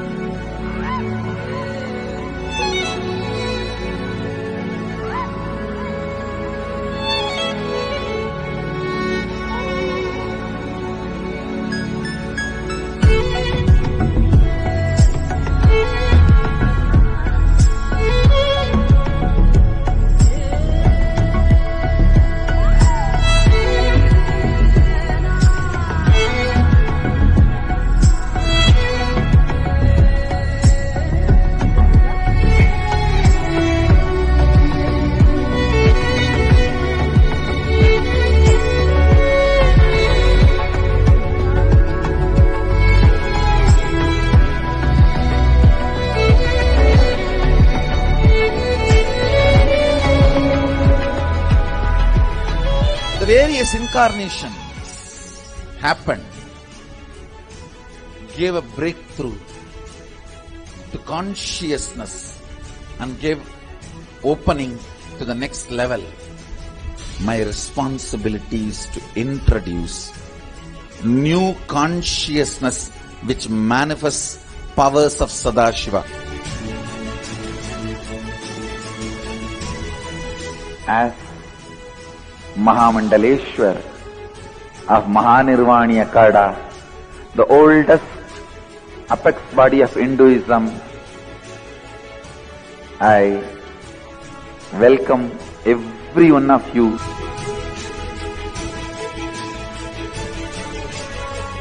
I have experienced Sadashiva in his completion, and he has empowered me to transmit that experience to all of you. It's my commitment to all of you. I'll make you experience and manifest Sadashivatva, powers and state and space of Sadashiva. When you manifest powers, naturally the state of Sadashiva and space of Sadashiva starts manifesting in you. More power manifestation, more integrity, more unclutching, more nirvikalpa samadhi, more joy.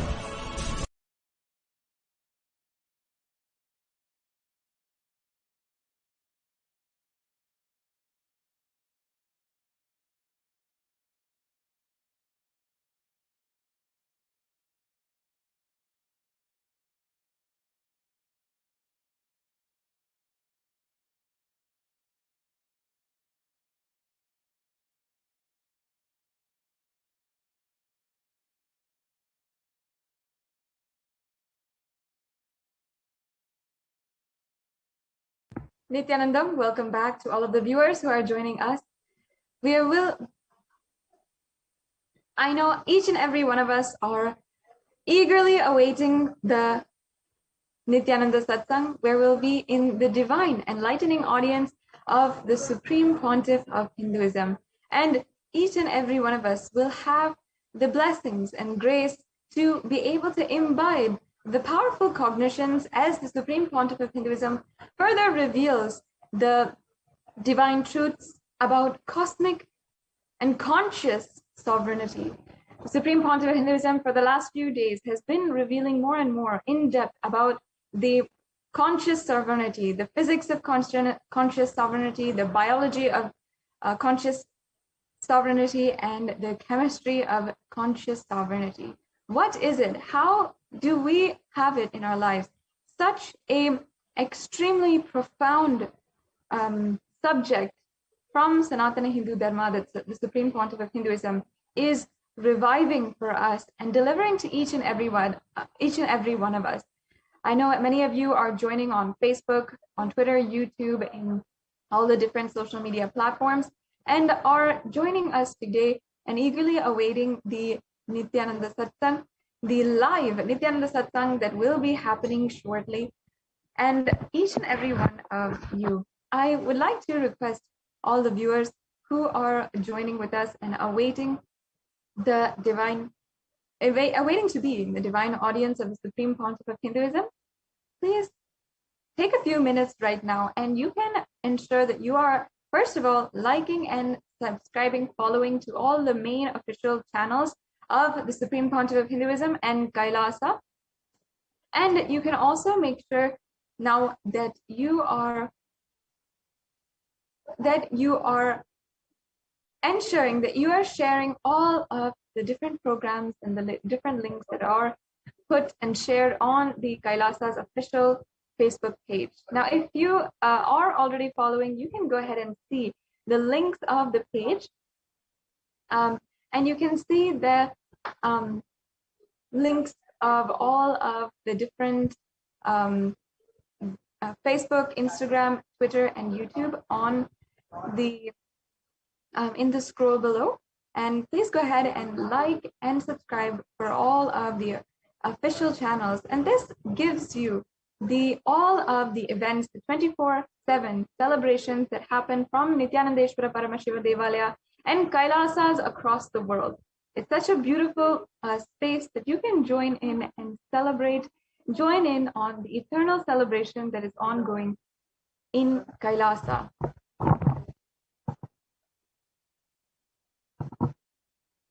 And I invite each and every one of you also on Kailasa's SPH Nithyananda Facebook page, the official Facebook page of the Supreme Pontiff of Hinduism, also is a pinned post for the United Nations recognizing the persecution ongoing against the Supreme Pontiff of Hinduism.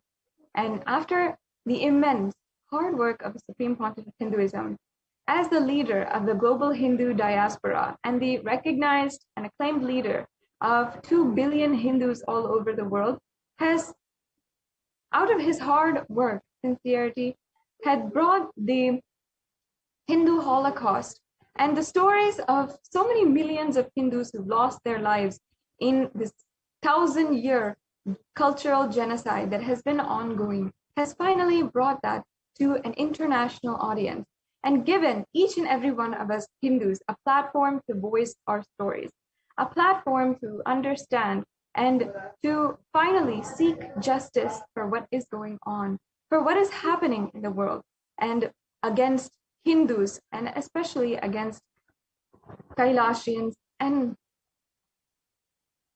what the Supreme Pontiff of Hinduism himself has undergone in order to revive Kailasa, in order for each and every one of us to enjoy the Hindu nation, the ancient, enlightened Hindu civilizational nation. So on Facebook, we have the pinned post where you can share with the hashtag UN recognizes the SPH persecution. And also you can share with the hashtag against Hindu persecution, and you will be able to ensure that you reclaim your Hindu identity just by sharing. Now, the Supreme Pontiff of Hinduism has already given us this platform through his hard work and dedication to ensure that Hindus and the Holocaust that is ongoing is recognized, is shown and told to the world, and for each and every one of us to seek justice for the crimes done against humanity in the Hindu Holocaust, the Hindu genocide. And now it's become as easy as voicing out, and sharing what we have gone through and what Hindus have gone through over the last 500 to 1,000 years. Over the last couple of days, we have been continuously speaking to, we've been literally every single day sharing with all of the viewers about how the persecution against the Supreme Pontiff of Hinduism was exactly systematically strategized, and how the Supreme Pontiff of Hinduism had what he had undergone literally in order to revive Kailasa for each and every one of us. And for millions of us Kailasians across the world, in 2010 and the following years, as we saw the Supreme Pontiff of Hinduism, we witnessed him having to undergo so much of torture and near fatal assassination attempts at the hands of the anti-Hindu militant terrorist forces. It has been absolutely devastating for us to see what all he has sacrificed for us to live the life, a Hindu lifestyle, to live the life that we want and regain a powerful lifestyle based on the sacred Hindu sentiments and the great lineages, the sampradayas that the Supreme Pontiff of Hinduism is reviving. Now, now in the last segment of this series on the persecution against the Supreme Pontiff of Hinduism, as we are presenting what has happened to the world and what in return the Supreme Pontiff of Hinduism has revived, even though he has been through so much. We understood, we are going through the various persecutions that are ongoing against the women of Kailasa and the women of Hinduism, the Hindu women. Now, from the massacre of the Rudrakanya Sampradaya to making it illegal for Rudrakanyas to even dance and even be associated in any way or form to the temples, an act which was implemented by the British regime in India. And until today, where so many millions of Hindu women are continuously raped, brutally assaulted by the anti-Hindu militant forces and enslaved and used against and as pawns against the attack against Hinduism. And we have seen rape and sexual assault and gender-based violence being used as a weapon for cultural genocide, whether it is the acts of love jihad, which have happened, which are extremely prevalent, even though the anti-Hindu militant forces have done so much to try to deny that this has happened. And they try to deny the genocide against Hindus that they're doing. Continuously, the gender-based violence is used as a weapon against culture. And how they do it is extremely systematic in so many extremely cunning ways, intelligent, thought-through ways that make the anti-Hindu terrorist forces successfully subjugate and oppress the entire Hindu civilization. If we see, for example, the step-by-step ways that the media mafia had demonized the Hindu sannyasis over the course of the last century itself. And we see the number of assassination attempts against Hindus, and even if we just see against the Supreme Pontiff of Hinduism, we can see very clearly the amount of attack that the Supreme Pontiff of Hinduism has undergone for simply the sake of reviving Hinduism, for reviving the nation of Kailasa. And we have seen in the Hindu Holocaust how 5,000 sannyasis were killed, but it was underreported in the media as just 375 deaths. And in other instances, we saw how, for example, the Ananda Marg killings that happened, where the sannyasis from Ananda Marg, 16 male sannyasis and 1 female sannyasi from Ananda Marg were dragged out of their car and burned alive in broad daylight. And this happened completely out of the hatred and oppression of the anti-Hindu militant forces, and them continuously trying to entirely eliminate, entirely exterminate the Hindu population. And we are seeing that happen across the world, whether it is in Pakistan, in Afghanistan, in Bangladesh, in Malaysia, in all these countries. Let's take a look at the actual Hindu population, the population of Hindus who are there now today, and how much it is dwindling, how it is reducing every single day. And ever since the partition of India, when even a Hindu nation wasn't made, but other states had the right to form their own religious nations, the Hindus were put out onto the street and made to flee overnight because of the amount of violence that was done against them, was executed against them, to immediately flee and relocate their homes in just one night. We saw how many millions of Hindus were jam-packed in the trains, how many were left out of home. And this is happening until today. Until today, Hindus in Bangladesh are continuously displaced and not able to even find a home for themselves.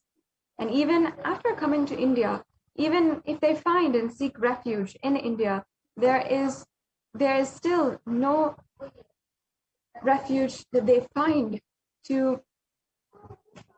there's still no refuge that they find to ensure that they are safe and that they can practice their Hindu lifestyle. Despite all of the attacks that are done against the Supreme Pontiff of Hinduism, the Supreme Pontiff of Hinduism is today even opening up Kailasas around India to protect anyone who needs it. And even after all of the world, they are closing the doors to Kailasa. They're closing the doors to Indians out of fear of the Indian variant or the variants of the coronavirus which are coming out of India, such as the Delta variant and other variants, the Supreme Pontiff of Hinduism has opened up Kailasas around India as COVID protection and multi-layer quarantine protection centers.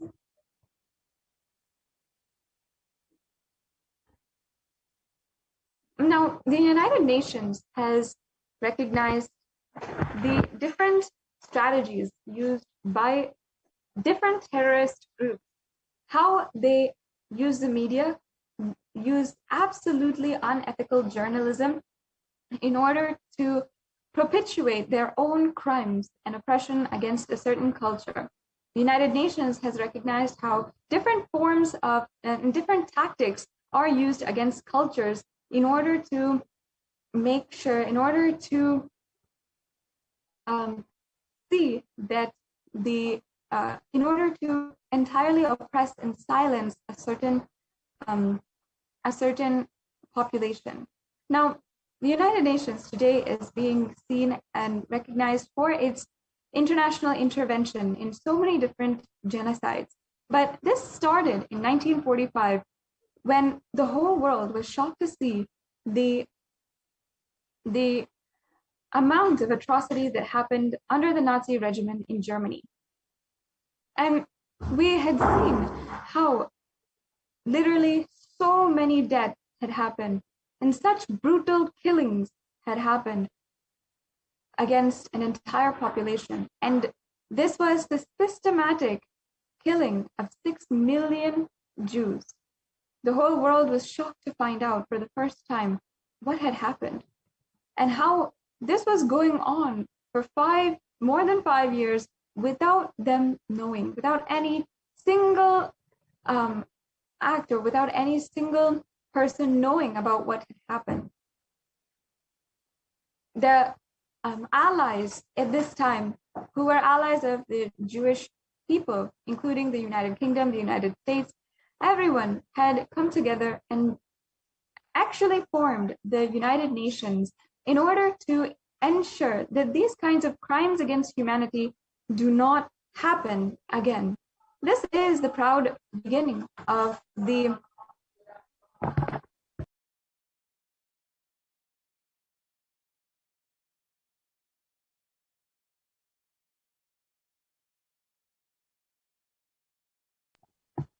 This is the beginning of the United Nations. And why I'm telling this brief history is because as they began to see the entire world and how different genocides were happening, how entire communities, entire civilizations were entirely silenced, suppressed, and killed by terrorist forces, they understood that this was used. There was a systematic way of them doing so. And not only that, we have seen how, because people came together and understood that this was not the way to live, and collectively they had seen how they must raise the standard of living across the world and bring more and more good across the world, to raise the standard of living. And because people did not deserve to be under threat of such crimes against their basic human rights. And this was in fact the birth of the United Nations Declaration of Human Rights. And why this is important ultimately is because the Declaration of Human Rights, up until the 2000s, had worked in order to bring more education to the world, bring gender equality, bring more awareness about the global warming and the status of the earth and the health of the earth, and bring more awareness on global healthcare, and collectively see to it that the world raises its standards and continues to raise its standards of living. And in fact, the Supreme Pontiff of Hinduism, having recognized the immense amount of work the United Nations has done for improving the standard of living across the world by bringing more education to people and ensuring that there's human dignity and peace as a basic right for so many millions of people across the world. The Supreme Pontiff of Hinduism, through the Sri Kailasa Uniting Nations, continuously is working towards global initiatives to continue raising the quality of life of human beings, not just up until the level of education and basic human rights, but also for each and every one to understand the sacred lifestyle, and for each and every one to realize their infinite potential. Sanatana Hindu Dharma recognizes each and every single living being for their infinite potential and their infinite consciousness, the power of their consciousness. And this is the standard of living that each and every being is given as a basic right in Sanatana Hindu Dharma. And through the global initiatives of Kailasa and Sri Kailasa United Nations, the Supreme Pontiff of Hinduism has been working towards raising the quality of life of human beings all over the world by bringing superconscious breakthrough to the whole world. This is his highest ambition for every single being in humanity. But just for this, for promising humankind of their infinite potential and raising them in every single way, the Supreme Pontiff of Hinduism has undergone immense amount of attack. In this next segment, as we are eagerly awaiting the divine presence of the Supreme Pontiff of Hinduism, we'll just be understanding what the Supreme Pontiff of Hinduism has undergone in order to revive Kailasa for each and every one of us. We'll be right back with you to continue this segment after a very quick break.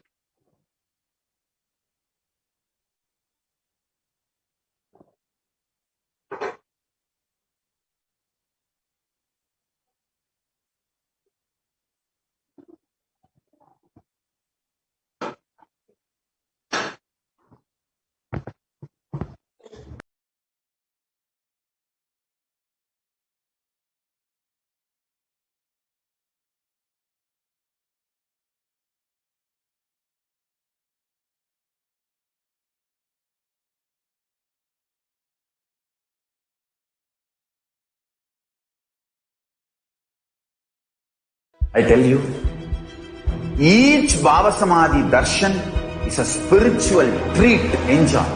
Spiritual feast, enjoy. Don't miss it.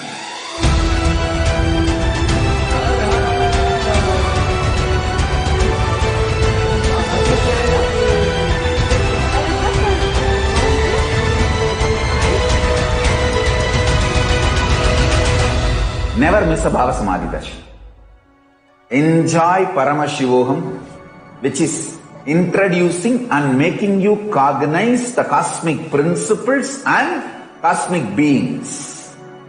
The state of Paramashiva, space of Paramashiva, powers of Paramashiva, being of Paramashiva. I tell you, each Bhava Samadhi Darshan is a spiritual treat, enjoy. Spiritual feast, enjoy.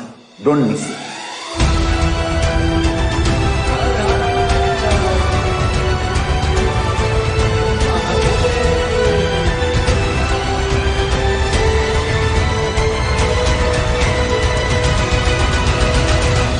Never miss a Bhava Samadhi Darshan.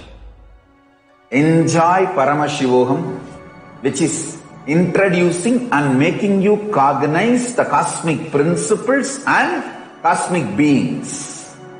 The state of Paramashiva, space of Paramashiva, powers of Paramashiva, being of Paramashiva. I tell you, each Bhava Samadhi Darshan is a spiritual treat, enjoy. Spiritual feast, enjoy. Don't miss it.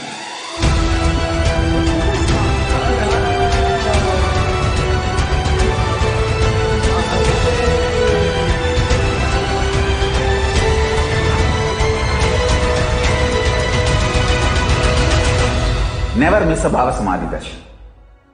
Enjoy Paramashivoham, which is introducing and making you cognize the cosmic principles and cosmic beings.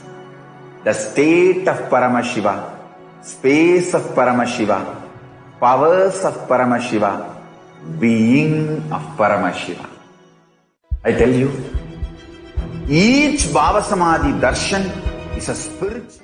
If you start serving others, easily you will get out of many obsessive, compulsive, reactionary patterns and suffocations, because obsessive, compulsory, reactionary patterns are always centered on selfishness, arrogance, violence. If you start serving others, everything will become all right.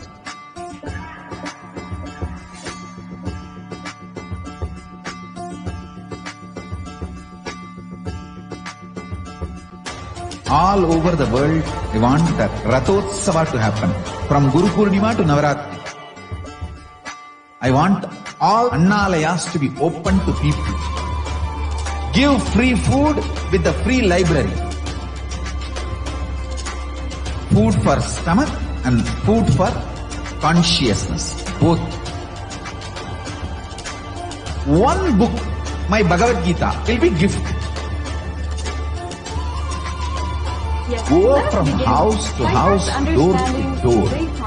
Collect whatever people can contribute. One handful of rice, $1, or any small 1 kg vegetable, anything people give. It's one of the best spiritual practice. Madhugari Bhiksha. If you guys start doing this, everything, all the best things will be showered on you guys, and Paramashiva more and more will manifest in temple also.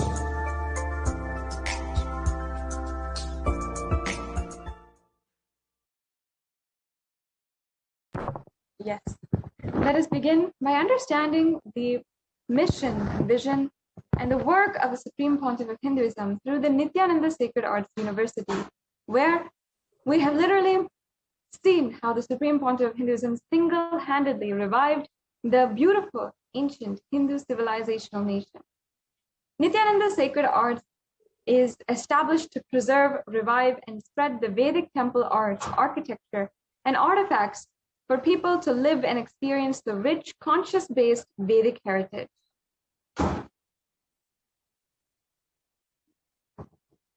The temple-based arts and architecture is a science based on the perfect framework of cosmic laws, sacred arts geometry, proportion and symmetry, sophisticated mathematical principles, and cardinal directions. Amazing things that people are today still not understanding.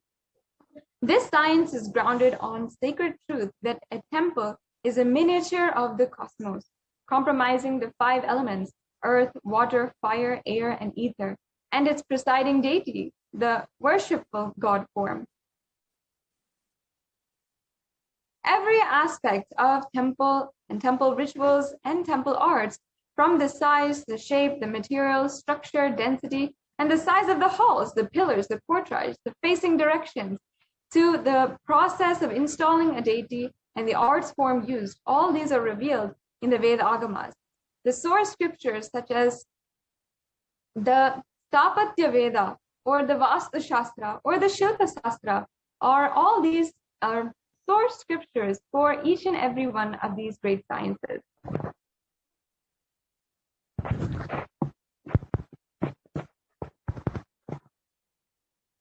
And here we have the Shastra Pramana about the Shilpa Shastra. So Shilpastri, works of art, are imitating the divine forms by knowing the artisans metrically interpret the laws of knowledge and the sacred hymns from the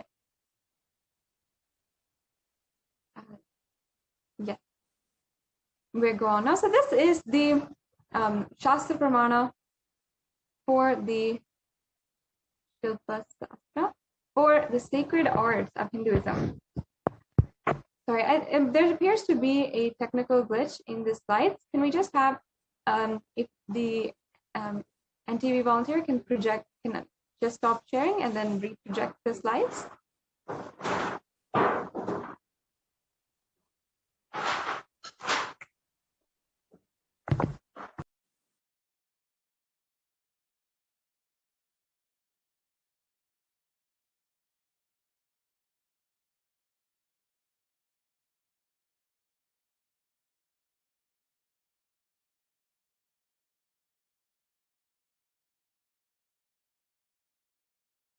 Sorry to all the viewers for that technical difficulty.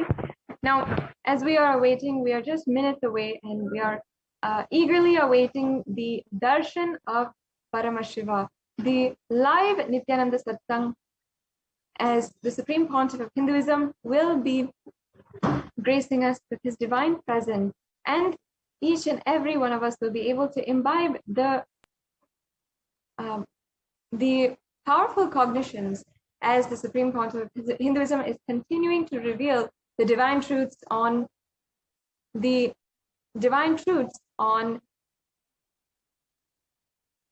conscious sovereignty. Yeah. So here we have the Shastra Pramana from the Rig Veda, Aitareya Brahmana. This is chapter 6, line 5, verse 27. And here it's the English translation says, Shilpani, the works of art of man, is the imitation of divine forms. By employing their rhythms, the artisans metrically reconstitute and interpret the limitless knowledge of the sacred hymns from the limits of human ability. An amazing verse that literally tells us about how the arts are done, how the arts are made. The next slide, please.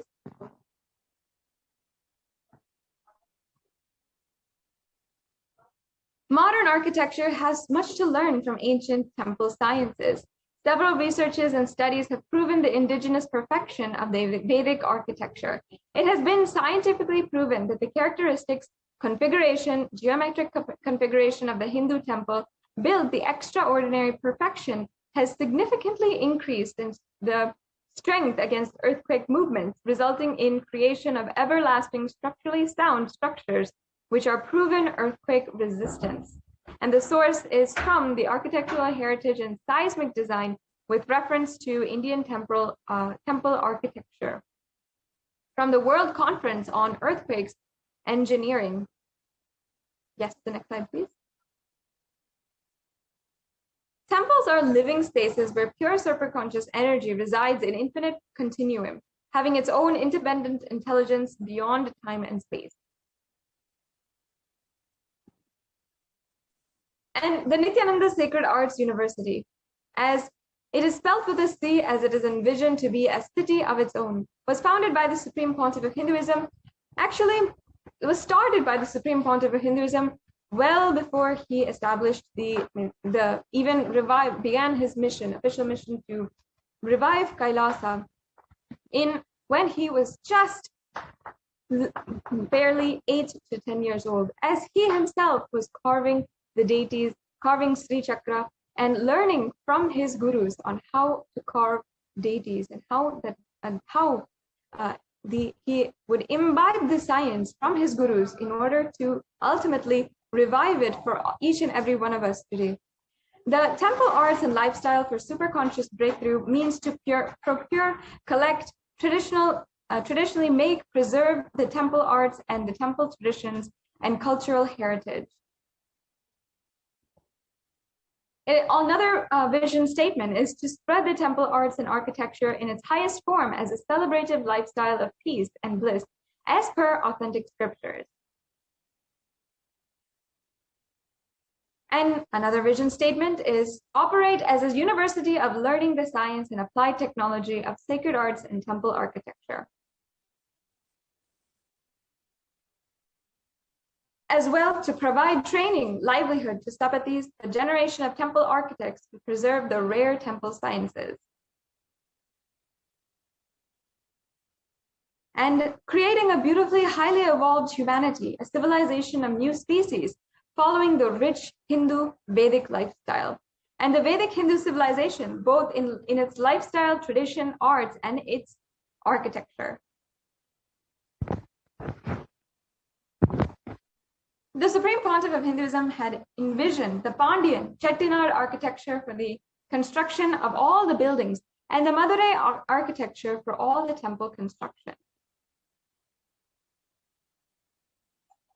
For all the Hindu gods and deities, vigrahas, idols for worship, and their vahanas, vehicles and chariots for procession, and just about everything that brings out all the grandeur and galore one can imagine, which is truly inherent to the fascinating Hindu tradition. Building a temple-based civilization is nothing less comparable to the best civilizations that ever existed. Some references here to kindle your imagination are what you can expect. For what you can expect are Dwaraka, the city created for Lord Krishna by Vishwakarma, and the Swarna Lanka created for Lord Shiva by Vishwakarma. Now, we have to understand, why were they renowned? Primarily because of their beauty and art and architecture that reflected from the beautiful, creative, artistic space and lifestyles these people were living. So here's the opportunity for you to bring out the reflection of your artistic, creative side and contribute to this magnificent civilization to be. The Supreme Pontiff of Hinduism has guided every single aspect of temple and temple arts, from the size, the shape, the material structure, the size of the halls, pillars, courtyard, the facing directions, to the process of installing the deity, and the art forms used as per the Vedagamas, the source scriptures such as the Stapatya Veda, or the Vastu Shastra, or the Shilpa Shastra. University is spelled as a C, as it is envisioned to be a city of its own, reviving and reinstating the glory and grandeur and richness of Hinduism across the world. Now, one of the main processes the Supreme Pontiff of Hinduism has revived, a part of the deity-making process, is the deification. In Hindu tradition, we have mastered the science of making body to live in zones of enlightened vertical time zones through the deification process. This is a direct quote from the Supreme Pontiff of Hinduism. Now, there is a science of mummification by the Egyptians, which they used in the pyramids. But in the science of deification, it's not merely to preserve their bodies, but preserve and achieve immortality. And in Sanatana Hindu Dharma, we had achieved that science and literally made it happen. And as you can see here, these are the different works of the Supreme Pontiff of Hinduism. We are very recently, the next slide, please. This offering from the Ministry of Sacred Arts is the deity of the Supreme Pontiff of Hinduism, which is a very astounding 15 feet tall deity of the Supreme Pontiff of Hinduism, blessing the world in the form of Paramashiva himself, and the tallest deity ever made by the Nithyananda Sacred Arts Ministry until today. Another beautifully crafted life-size deity of the Supreme Pontiff of Hinduism is here, standing and blessing the world in his compassionate form with Abhaya Varadamurti, living enlightened master. With the grace of Paramashiva, this boon has extended to living in the breathing space of the divine even after you leave the body. Being deified is one of the best things one can do to guarantee their life to be in the same space as Paramashiva along with